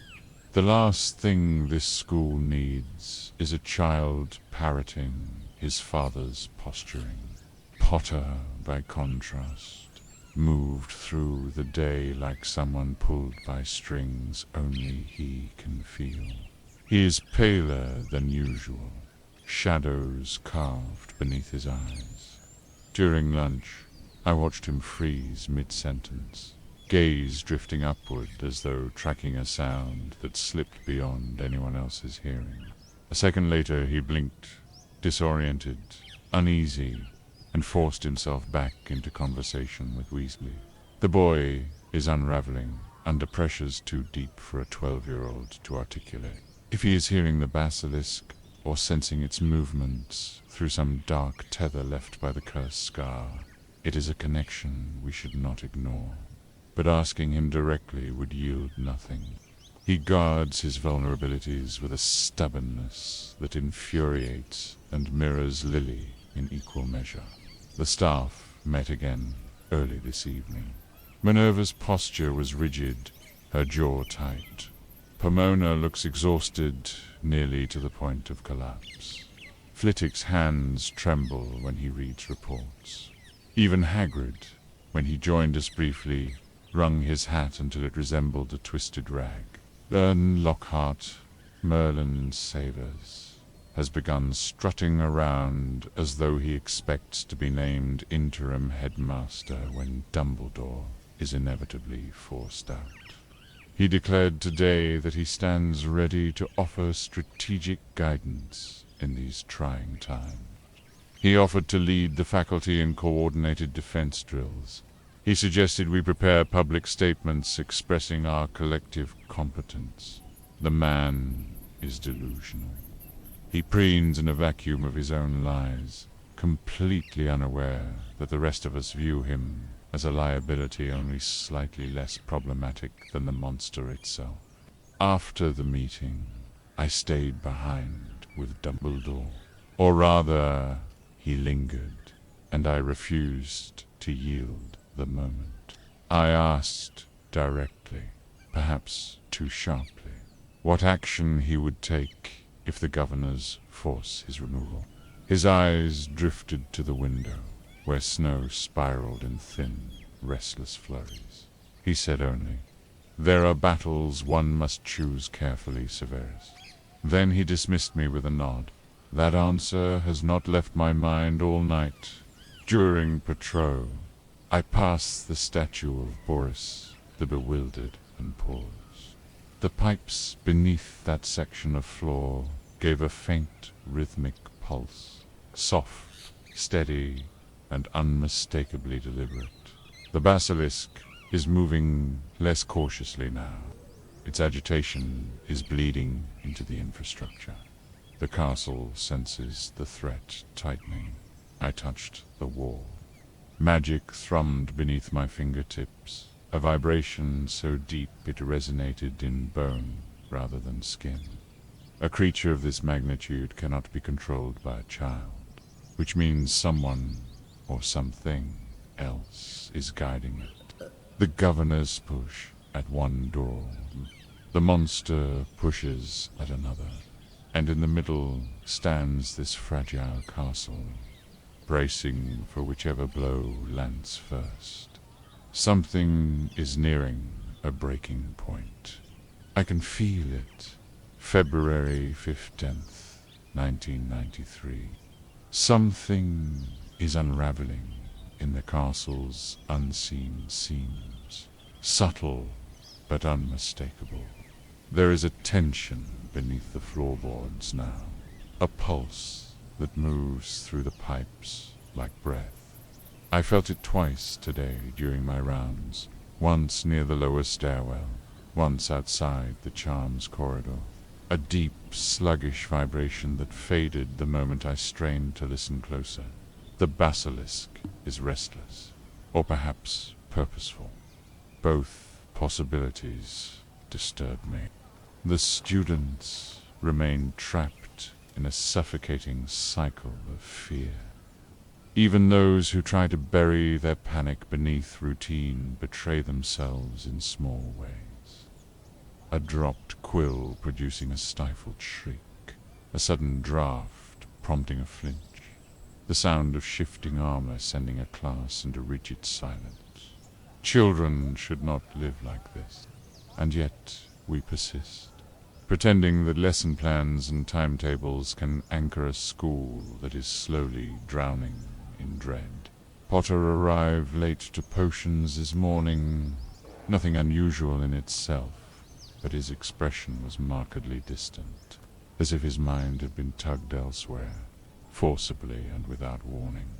He sat down without argument, no trace of his usual quiet defiance, and for a moment I considered docking points simply to test his reaction.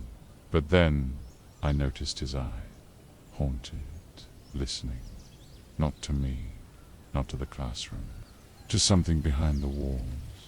When the class began brewing their draught of peace, Potter stirred his cauldron with exaggerated care, not out of diligence, but distraction.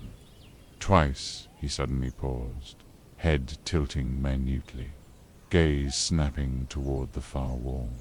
His muscles tightened each time, shoulders rising, breath catching. Only Granger used to catch subtleties like that. Now Potter stands alone, cracking under stimuli no one else perceives. Weasley noticed.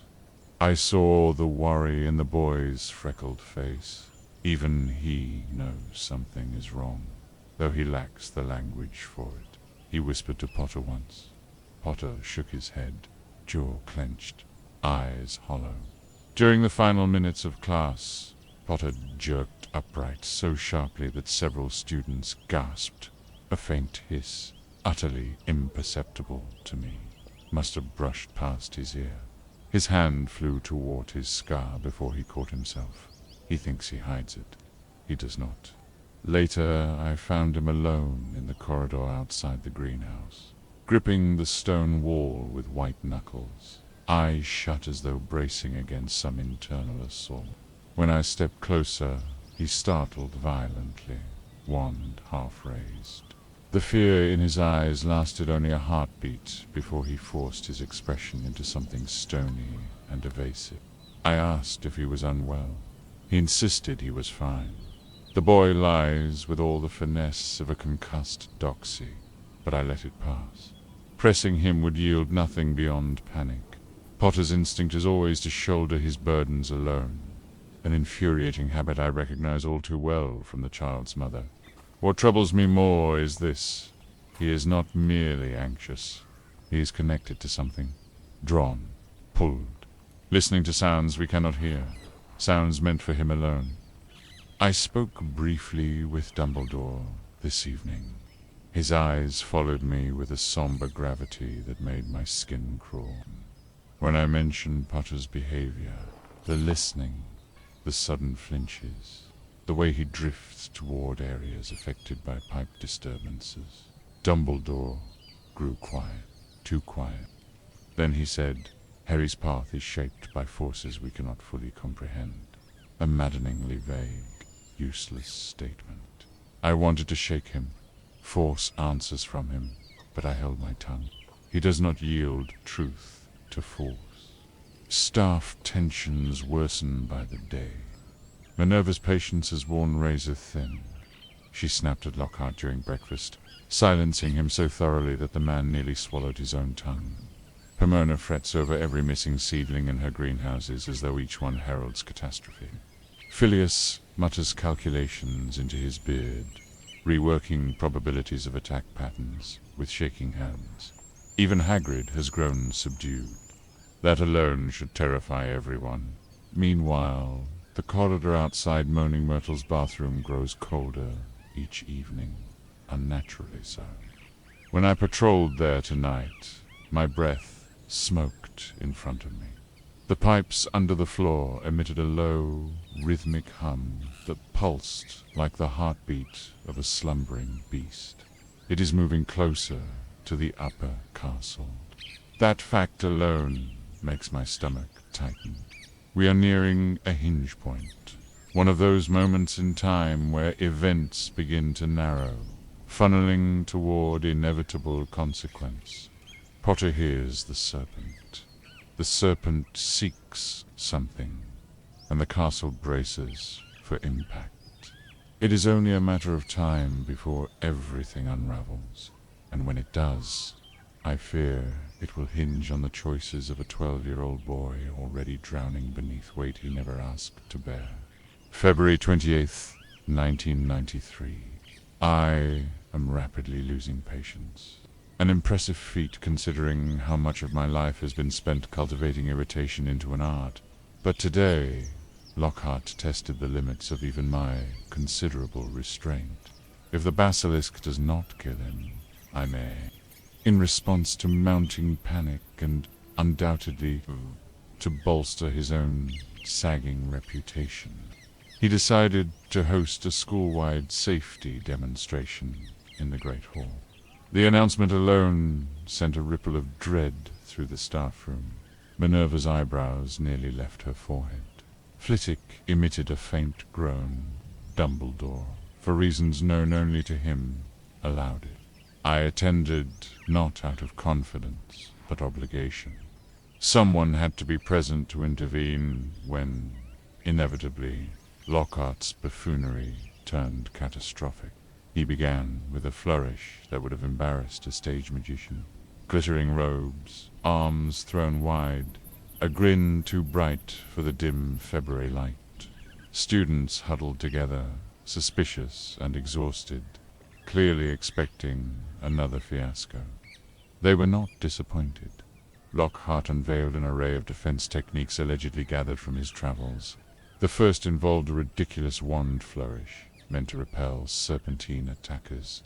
He demonstrated it on a harmless scarf enchantment, which promptly caught fire. The second involved tossing garlic cloves as a deterrent against dark creatures, which succeeded only in pelting 3 Ravenclaws and a first-year Hufflepuff. He attempted to charm the cloves mid-mist, and nearly blinded himself. I stepped in before disaster struck. A subtle flick of my wand extinguished the flaming scarf, diverted the flying garlic, and prevented a collapsing backdrop from decapitating a terrified Gryffindor. Lockhart, oblivious, continued prattling about heroism while the students watched in a blend of horror and disbelief. Afterward, he had the gall, the audacity, to congratulate me on my assistive participation, as if I were some subordinate aiding his brilliance. I reminded him curtly that my participation prevented a scene uncomfortably similar to a battlefield triage unit. He either failed to comprehend the insult or pretended not to. The latter seems more likely. The rest of the staff is fraying. Pomona threatened to hex Lockhart if he experiments on her students again. Minerva cornered him after the event, speaking in tones so icy I nearly felt pity. Nearly. Even Phileas, usually generous in spirit, muttered something about intellectual malpractice. The children have no such restraint. Word of Lockhart's fiasco spread through the castle as quickly as one would expect. His fan club has dwindled to near extinction. Even the portraits have begun mocking him. Sir Cadogan challenged Lockhart to a duel, claiming he could vanquish him with a sharpened spoon. I sincerely hope he tries. Yet beneath the farce, something darker festers. The corridor outside Myrtle's bathroom has grown unbearable. Twice today, students reported hearing odd echoes in the pipes. A Slytherin second year burst into tears near the sinks, claiming the faucets hissed. When I examined the room this evening, frost clung to the tiles in thin webs, and the air felt thick, charged, as if the magic pooled there were trying to escape containment. The Basilisk is moving more boldly. Its activity has increased in recent days. Every pipe vibration sharper, every shift of sound closer to the upper floors. And Potter, he deteriorates with each passing hour. This afternoon, He sat alone in the courtyard, head bowed, hands clenched in his lap. He was not crying. He rarely cries, but he was listening. The way his shoulders tensed told me everything I needed to know. The sounds come more frequently now. He hears them as whispers, as movement, as something tugging at the edges of his awareness. I approached him. He flinched before schooling his expression into neutrality. "Headache?" I asked. Neutral enough not to invite panic, pointed enough to signal that I have noticed. He lied, of course. Potter lies poorly, but stubbornly. The boy would sooner swallow glass than admit vulnerability. I left him with a warning to remain with others at all times. His jaw tightened. He dislikes commands, particularly from me. But fear briefly cracked his defiance, and he nodded. Tonight, when I walked the dim corridors on patrol, the castle felt strained. The air itself trembled faintly. The pipes thrummed with a resonance that dredged memories of old magic. Magic tied to ancient creatures and older hatreds. We are nearing the precipice, the moment at which terror stops simmering and begins to spill over. Lockhart plays at hero. The governor sharpened their knives. The students cling to each other in beds too large for their fear. Potter hears the monster's movements like a curse meant only for him, and beneath our feet something coils through the dark, steady and certain, waiting only for the next command. I suspect we do not have long before it strikes again. March 10th, 1993. The castle stands on the edge of something now, something sharp, inevitable, and impossibly old. I can feel it in the stones, in the ward lines, in the way the torches stutter as though the air itself refuses to hold a steady flame. Even the portraits whisper more quietly, their painted breaths shallow, their eyes shifting, not toward the students, but toward the walls. Today marked the first time since September that I truly feared we had lost control. The morning began with another corridor locked down. A Ravenclaw third year reported hearing a slithering whisper near the stairwell to the east wing. When pressed, she insisted the sound came from everywhere at once, as though the walls themselves breathed it. Students already on edge dissolved into panic. 2 Hufflepuffs refused to leave the Great Hall for nearly an hour. I had to escort them personally to their common room, where they immediately barricaded the door from the inside. There is a breaking point in every crisis, the moment when fear stops being useful and starts devouring those who hold it. We are nearing that threshold now. In class, the atmosphere was suffocating. A dropped book sent half the room into tremors. A spilled vial of essence of murtlap caused a student to scream. Even my voice, usually enough to restore order, felt brittle in the heavy silence. I could feel them watching the shadows instead of their cauldrons. Weasley sat stiffly beside Potter, shoulders square, jaw tight. He watches his friend constantly now, as though expecting him to vanish into the floor. Potter, for his part, seemed scarcely aware of the world around him. His face was pale, drawn. He flinched at every sound the pipes made. Twice his hand drifted toward his scar before he caught himself.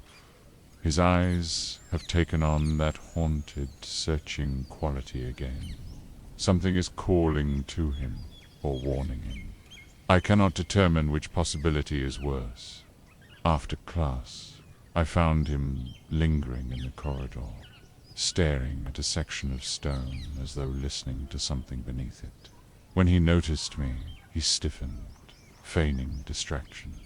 I considered pressing him, demanding he tell me what he hears, but the boy's expression stopped me. It wasn't defiance. It wasn't guilt. It was dread. He is already at war with something he cannot name. Forcing answers from him would gain us nothing but panic.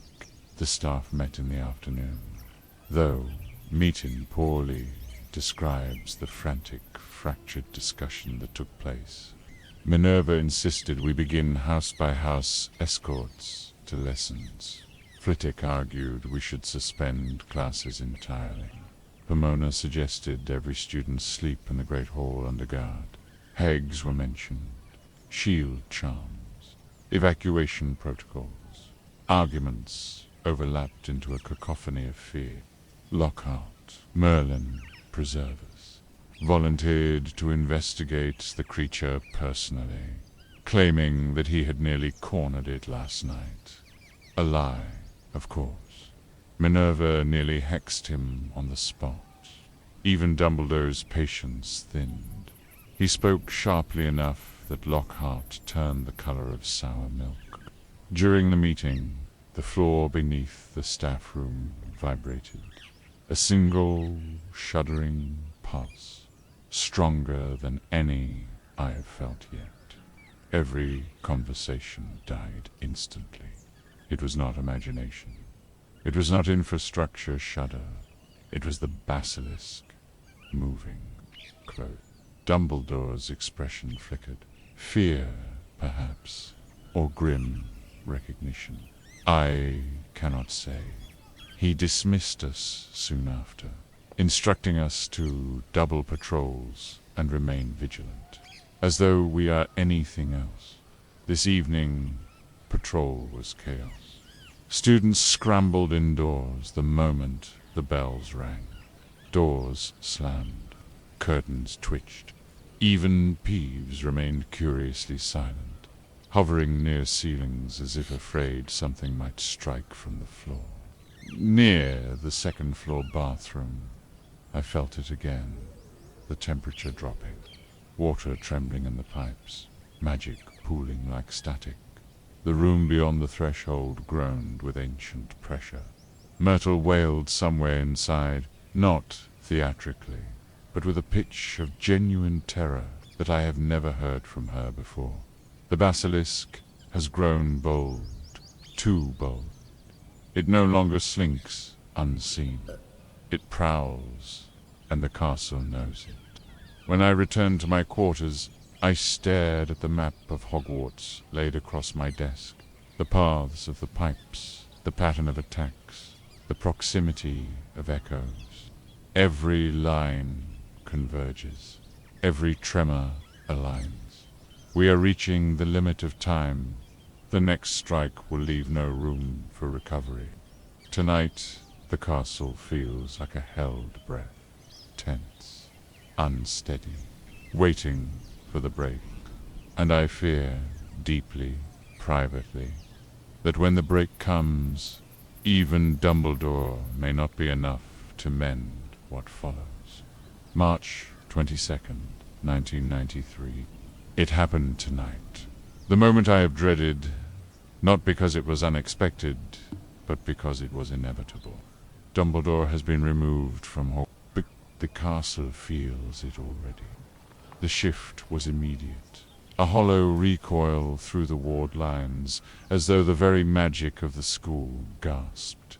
I felt it the moment the headmaster stepped across the threshold, an abrupt thinning of the air, a soft quake reverberating through stone.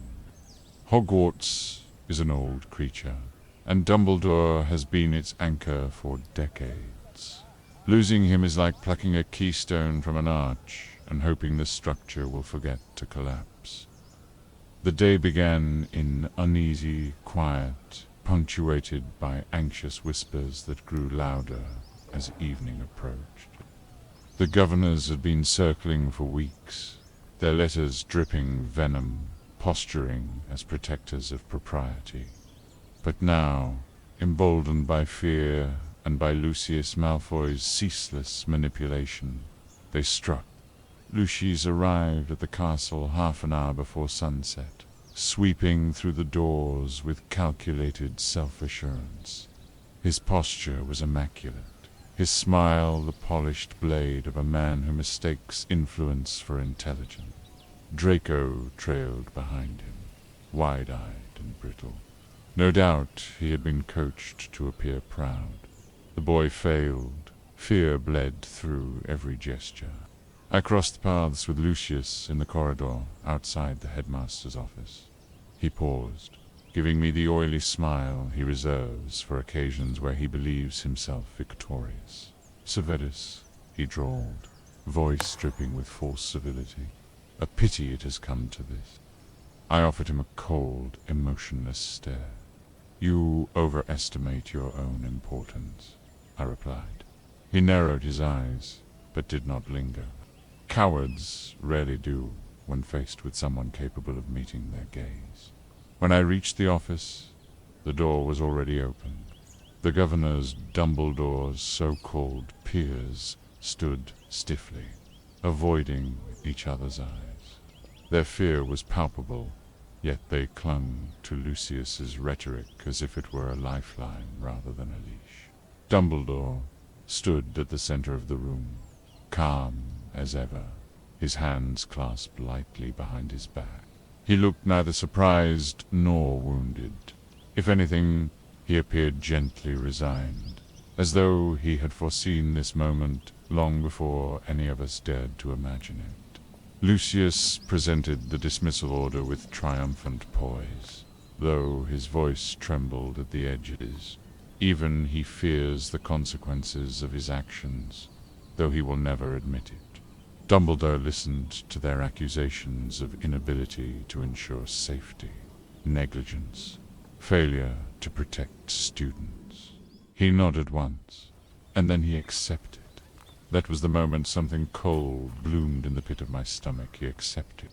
No fight, no appeal, no argument, only a soft, knowing look that swept across the room, settling briefly, infuriatingly, on Potter.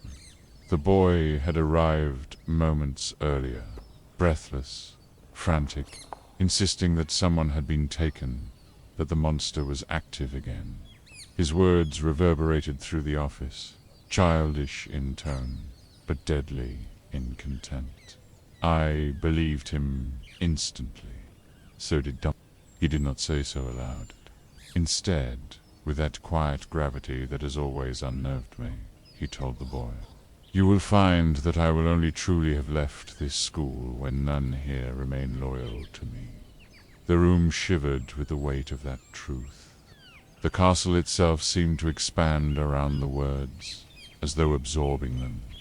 When Dumbledore stepped out of the office, the wards recoiled visibly. Magic thinned, flickered, strained.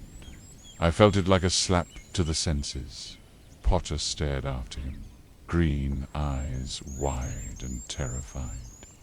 That same helplessness he once wore on the night of the troll, and again when faced with Quirrell's death. He knows now, even if he cannot articulate it, that the one person holding the school together has been torn away. Lockhart predictably blustered about, assuming interim leadership. Minerva nearly hexed him on instinct. I might have allowed it. As night fell, a strange stillness settled over the corridors. Students huddled close in their common rooms, sensing the shift without knowing its cause. Even the staircases moved reluctantly, as though they mourned. I walked the halls long after curfew. Everything felt thinner, more vulnerable, as though the shadows had grown teeth. Without Dumbledore's presence, the Basilisk seems emboldened. The pipes thrummed twice tonight, long, deliberate pulses that rattled the floor beneath my feet. The creature knows. The castle knows. We know. We are alone now. Dumbledore was the barrier, subtle, unseen, but formidable. And Lucius, in his arrogance, has removed the one force the chamber never anticipated. The storm we feared has begun to break, and I do not know if I can hold the castle together through what comes next. April 3rd, 1993. It has happened at last. What we feared, what the silence in the walls whispered toward, what the steady trembling of the pipes foretold. A student is missing, not petrified, not frightened, gone. Ginny Weasley has disappeared. The realization tore through the castle today like a blade. Students shrieked, teachers froze, even the ghosts withdrew into their frames, their translucent forms trembling beneath their tattered collars. Panic is no longer simmering beneath the surface. It has erupted, boiling over in raw, uncontained terror. It began mid-morning when Minerva summoned the staff with a voice I have rarely heard from her. Tight, breathless, ragged around the edges of control. We gathered in her office, Pomona pale and shaking. Flitwick perched on a stool that vibrated faintly with his anxiety, Hoach pacing like a trapped predator. Lockhart arrived late, of course, wearing the expression of a man who knows he is one crisis away from exposure. Minerva delivered the news in a single, devastating sentence. Ginny Weasley has not been seen since dawn. Molly, Weasley's youngest. A first year, a child. Arthur Weasley's daughter. I felt something cold settle in my chest. There is no indignity, no cruelty darker than the abduction of a child, especially under circumstances so steeped in ancient malice. The staff moved quickly, almost frantically. Patrols launched, common rooms searched, classrooms inspected, closets emptied, tapestries swept aside. Nothing. The girl had vanished without a trace, swallowed by the castle's shadowed arteries. And then we found the message. The blood-red letters glare behind my eyelids even now. Her skeleton will lie in the chamber forever, painted on stone as though carved with hatred, wide strokes, dripping slightly at the edges. The implication unmistakable. The chamber has taken its true victim at last. Minerva swayed when she saw the writing. Pomona began to cry. Phileas conjured 3 simultaneous stabilization charms before Minerva snapped herself back to composure. As for Lockhart, he made a noise somewhere between a gasp and a squeak, which, given his cowardice, was predictable. And then came the worst part. The governor's mandate, as interpreted by Minerva in Dumbledore's absence. Lockhart must handle it. The staff looked at him in unison. I saw, in that moment, the precise instant his entire facade cracked. Terror flooded his features so completely he resembled a man drowning. He tried to speak, managed only a strangled sound. Even the portraits above the corridor seemed disgusted. Minerva delivered the order with brittle precision. Gilderoy, you are to go down to the chamber and rescue the girl. Lockhart protested, babbled about preparing notes, needing equipment, needing time. But Minerva's tone was iron when she replied, "We will leave at once." The rest of us exchanged glances. No one said it, but we all felt it like a blow. Hogwarts has been left in the hands of a fraud because Lucius Malfoy's political games removed the only man equipped to stop the monster. As Lockhart slunk away, pale, shaking, crumbling, Pomona muttered something dark under her breath. Phileas murmured a prayer in gobbledygook. I clenched my jaw so tightly I tasted blood. Once Lockhart fled toward his office, presumably to hide rather than prepare. The staff dispersed, each of us sent to calm our houses. In Slytherin, I found my students in a state of unprecedented fear. Even Draco sat rigid, face white, hands trembling against his robes. He asked quietly, almost pleadingly, If the monsters from stories could truly take a girl and leave no trail. I told him the truth. Monsters from stories rarely exist, but the ones that do are far worse. Tonight, the castle feels wounded. The air is too still, the silence too sharp. The halls echo in unnatural ways, sound bending back on itself. The pipes hum with deep, steady waves, like slow inhalations of an enormous predator waiting beneath. And the worst truth of all, I know Potter will not remain idle. I saw him and Weasley exchanging looks in the hallway, eyes wide and blazing with desperate resolve. They will go after her. They will chase the truth adults have failed to grasp. I should stop them. I should drag them to their common room and seal the door. But some part of me, cold, calculating, and unbearably aware, knows this. If anyone in this castle will follow the serpentine trail where it leads, it is Potter. If anyone has the curse link to sense the creature's call, it is Potter. If the chamber has chosen this moment to reveal its final intention, it is because fate has placed Potter in its path. The castle waits. The staff waits. The monster waits.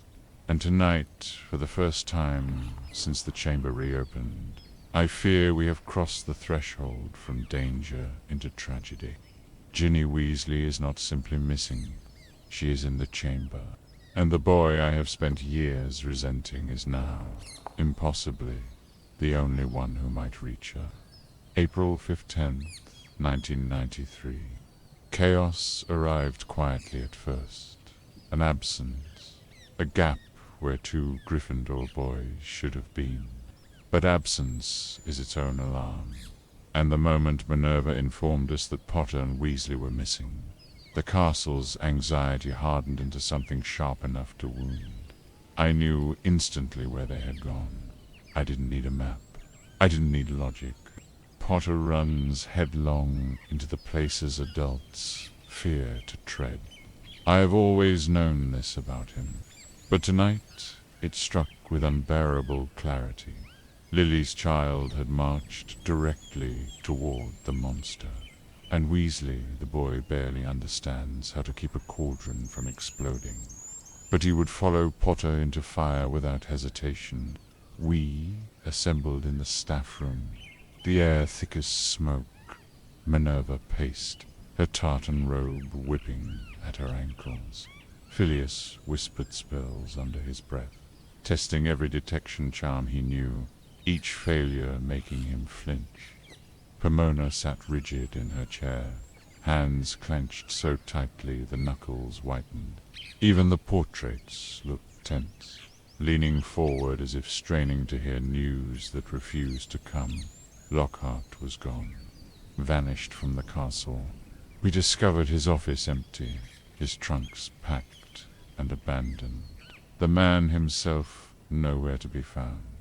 A coward's departure. A fraud's final act.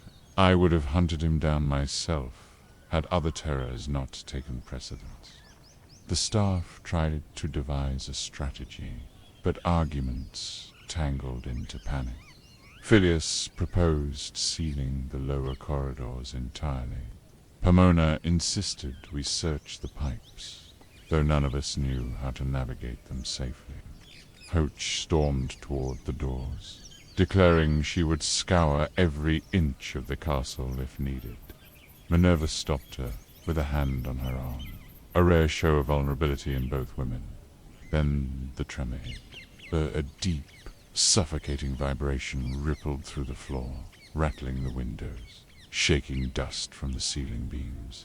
The basilisk was moving again, briskly, decisively. The vibration thrummed upward from the lowest level of the castle. I felt the creature's path like a map beneath my boots. The chamber had been opened. It was open now, and Potter and Weasley were inside, or worse, already gone beyond our reach. The staff erupted into motion. I sprinted through the corridors faster than I have in years, robes snapping behind me. Every pipe I passed groaned with the weight of something vast slithering through its heart. I felt the ancient magic in it, malicious, purposeful, unbearably old. I found Minerva in the second-floor corridor, breathless, wand out. She looked at me with something approaching dread. "They've done it," she managed. "The boys, Severus, they've gone after her. Of course they have. It is exactly what Lily would have done. What James would have done too, though not for the same reasons. The worst part, what hollowed me with cold certainty, was this. Potter had not acted out of bravado, not this time. His eyes earlier today had held something different, not recklessness, not defiance, resolve, quiet, terrible resolve. I should have stopped him. I should have dragged him to the Gryffindor common room myself. I should have. The floor shuddered again, snapping my thoughts in half. A long, violent vibration that rolled like thunder through the pipes. The Basilisk moving fast now, very fast. We gathered in the entrance hall. Hagrid had been released, no explanation given, and he stormed through the doors, wild-eyed, demanding answers. Filch clutched his broom handle as if it were a lifeline. Even Peeves circled overhead, unusually silent. I lost count of how many spells I cast trying to track the boys. Misdirection, charms, bloodline seekers, aura resonance. All returned the same maddening result. Shielded, blocked. The chamber was built by Salazar Slytherin himself. Wards rooted deep in the bones of the castle. Nothing penetrates that kind of magic but Parseltang. And Potter, of course, has it. Another cruel inheritance he never asked for. Hours dragged past, though time felt warped, hollow, meaningless. The staff hovered between corridors, listening for anything, any sound at all. Nothing came. The silence was unbearable. At one point, I found myself alone near the statue of Boris, the bewildered. My hands shook. I despised the tremor, hated what it signified. I told myself it was frustration, fear for the school, fear of failure. But beneath it all was something far more poisonous. Fear for him, Lily's son. The last living remnant of the only person I ever failed beyond forgiveness.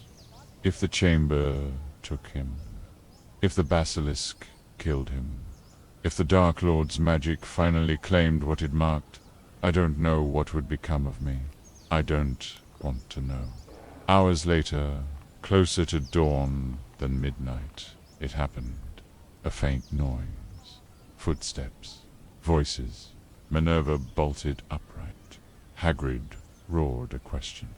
I sprinted toward the great hall, wand out, heart hammering in a way I have not felt since the war. There they were, Potter, Weasley, alive, battered, exhausted, filthy, but alive.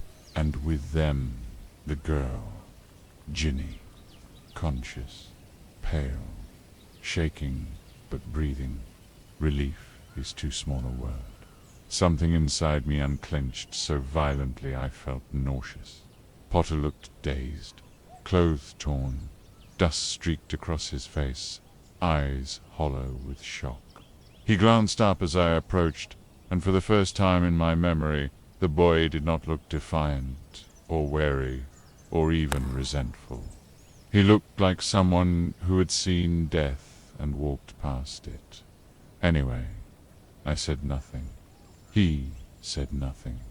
But something passed between us, a flicker of understanding, fragile and unacknowledged. Then Dumbledore strode back into Hogwarts, summoned by whatever ancient thread binds him to the school. The wards flared like a gasp of relief, and I knew the worst night of this cursed year had come to an end. But the consequences, emotional, political, magical, are only beginning. May 1st, 1993. The castle is breathing again. For the first time in months, the air feels warm rather than watchful. Sunlight cuts across the stone floors with a gentleness that had gone absent during the long winter of fear. Students move through the corridors in noisy, clumsy bursts of relief, laughing too loudly, clutching each other's arms, reveling in the simple fact of survival. Their footsteps echo in a castle that finally allows itself to sound alive. This sudden lightness unsettles me more than the darkness ever did. The aftermath of the chamber's opening has unfolded with the strange mixture of chaos and celebration that only Hogwarts could produce. Dumbledore is restored. The governors have retreated into silence. The students spent the entire week vibrating between terror, awe, and giddy disbelief. And as for Gilderoy Lockhart, his cowardice deposited him in the hospital wing, devoid of memory, babbling cheerfully at anyone who passes. It is perhaps the first time his voice has ever held honesty.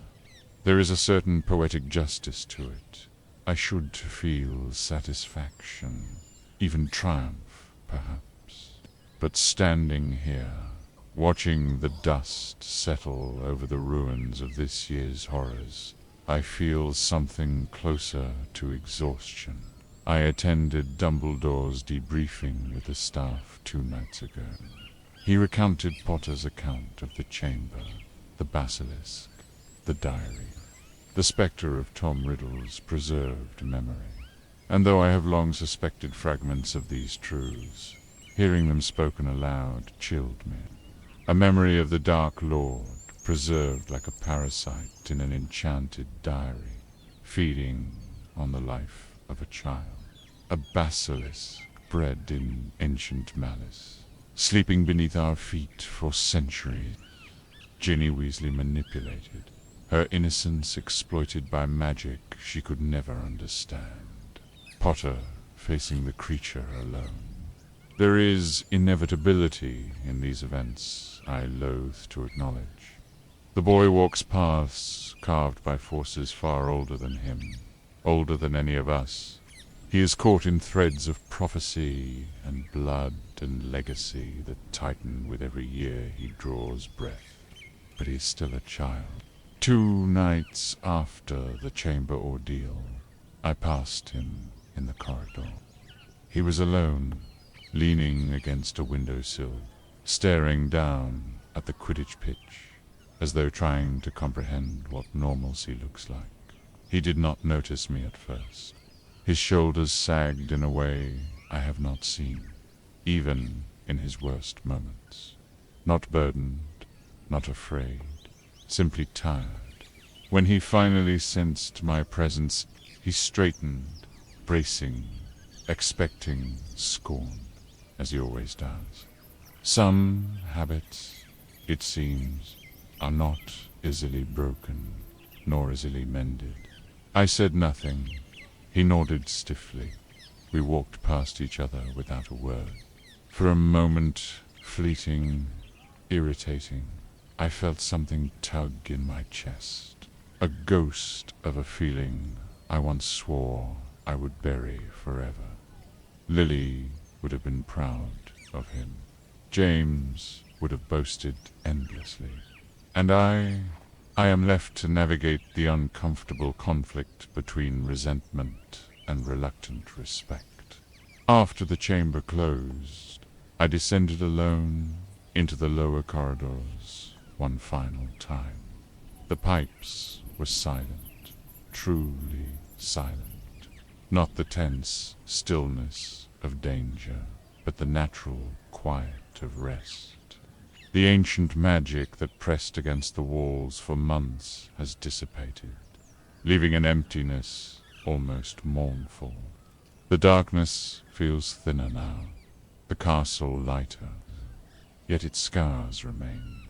The students, once petrified, have been revived. Their return to life has triggered waves of jubilation that sweep through the school in unpredictable bursts of laughter and tears. Granger, upon her restoration, flung herself at Potter and Weasley in a display of emotion so intense I pretended not to see it. The three of them have formed a bond forged in fire, one that will, I suspect, define much of what comes next. Ginny Weasley avoids crowds, understandably. Her trauma is a shadow she will carry long after this year ends. She steals glances at Potter when she thinks no one notices.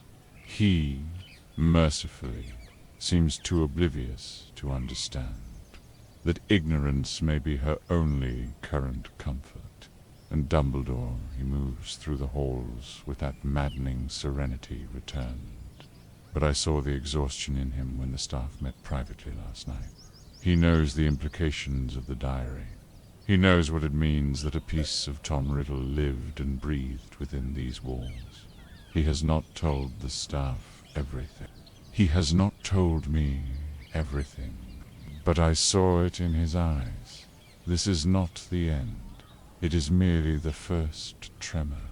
Tonight, as I write, the great hall roars with celebration.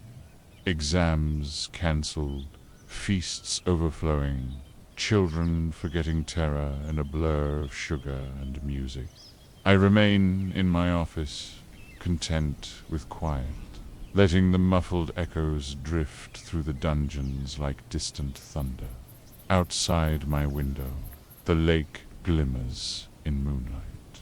The forbidden forest is still, its shadows gentler. The castle no longer feels like a predator crouched in the dark. It feels tired, healing. So am I. This year has left a stain that will not fade. But the children will laugh again, the fear will soften, Hogwarts will mend, and I will continue to watch, to guard, to endure. Because somewhere in this castle, a boy with Lily's eyes walks toward a future carved from prophecy, carrying burdens he does not yet understand. And though I will never say it aloud, I will not let him face it alone.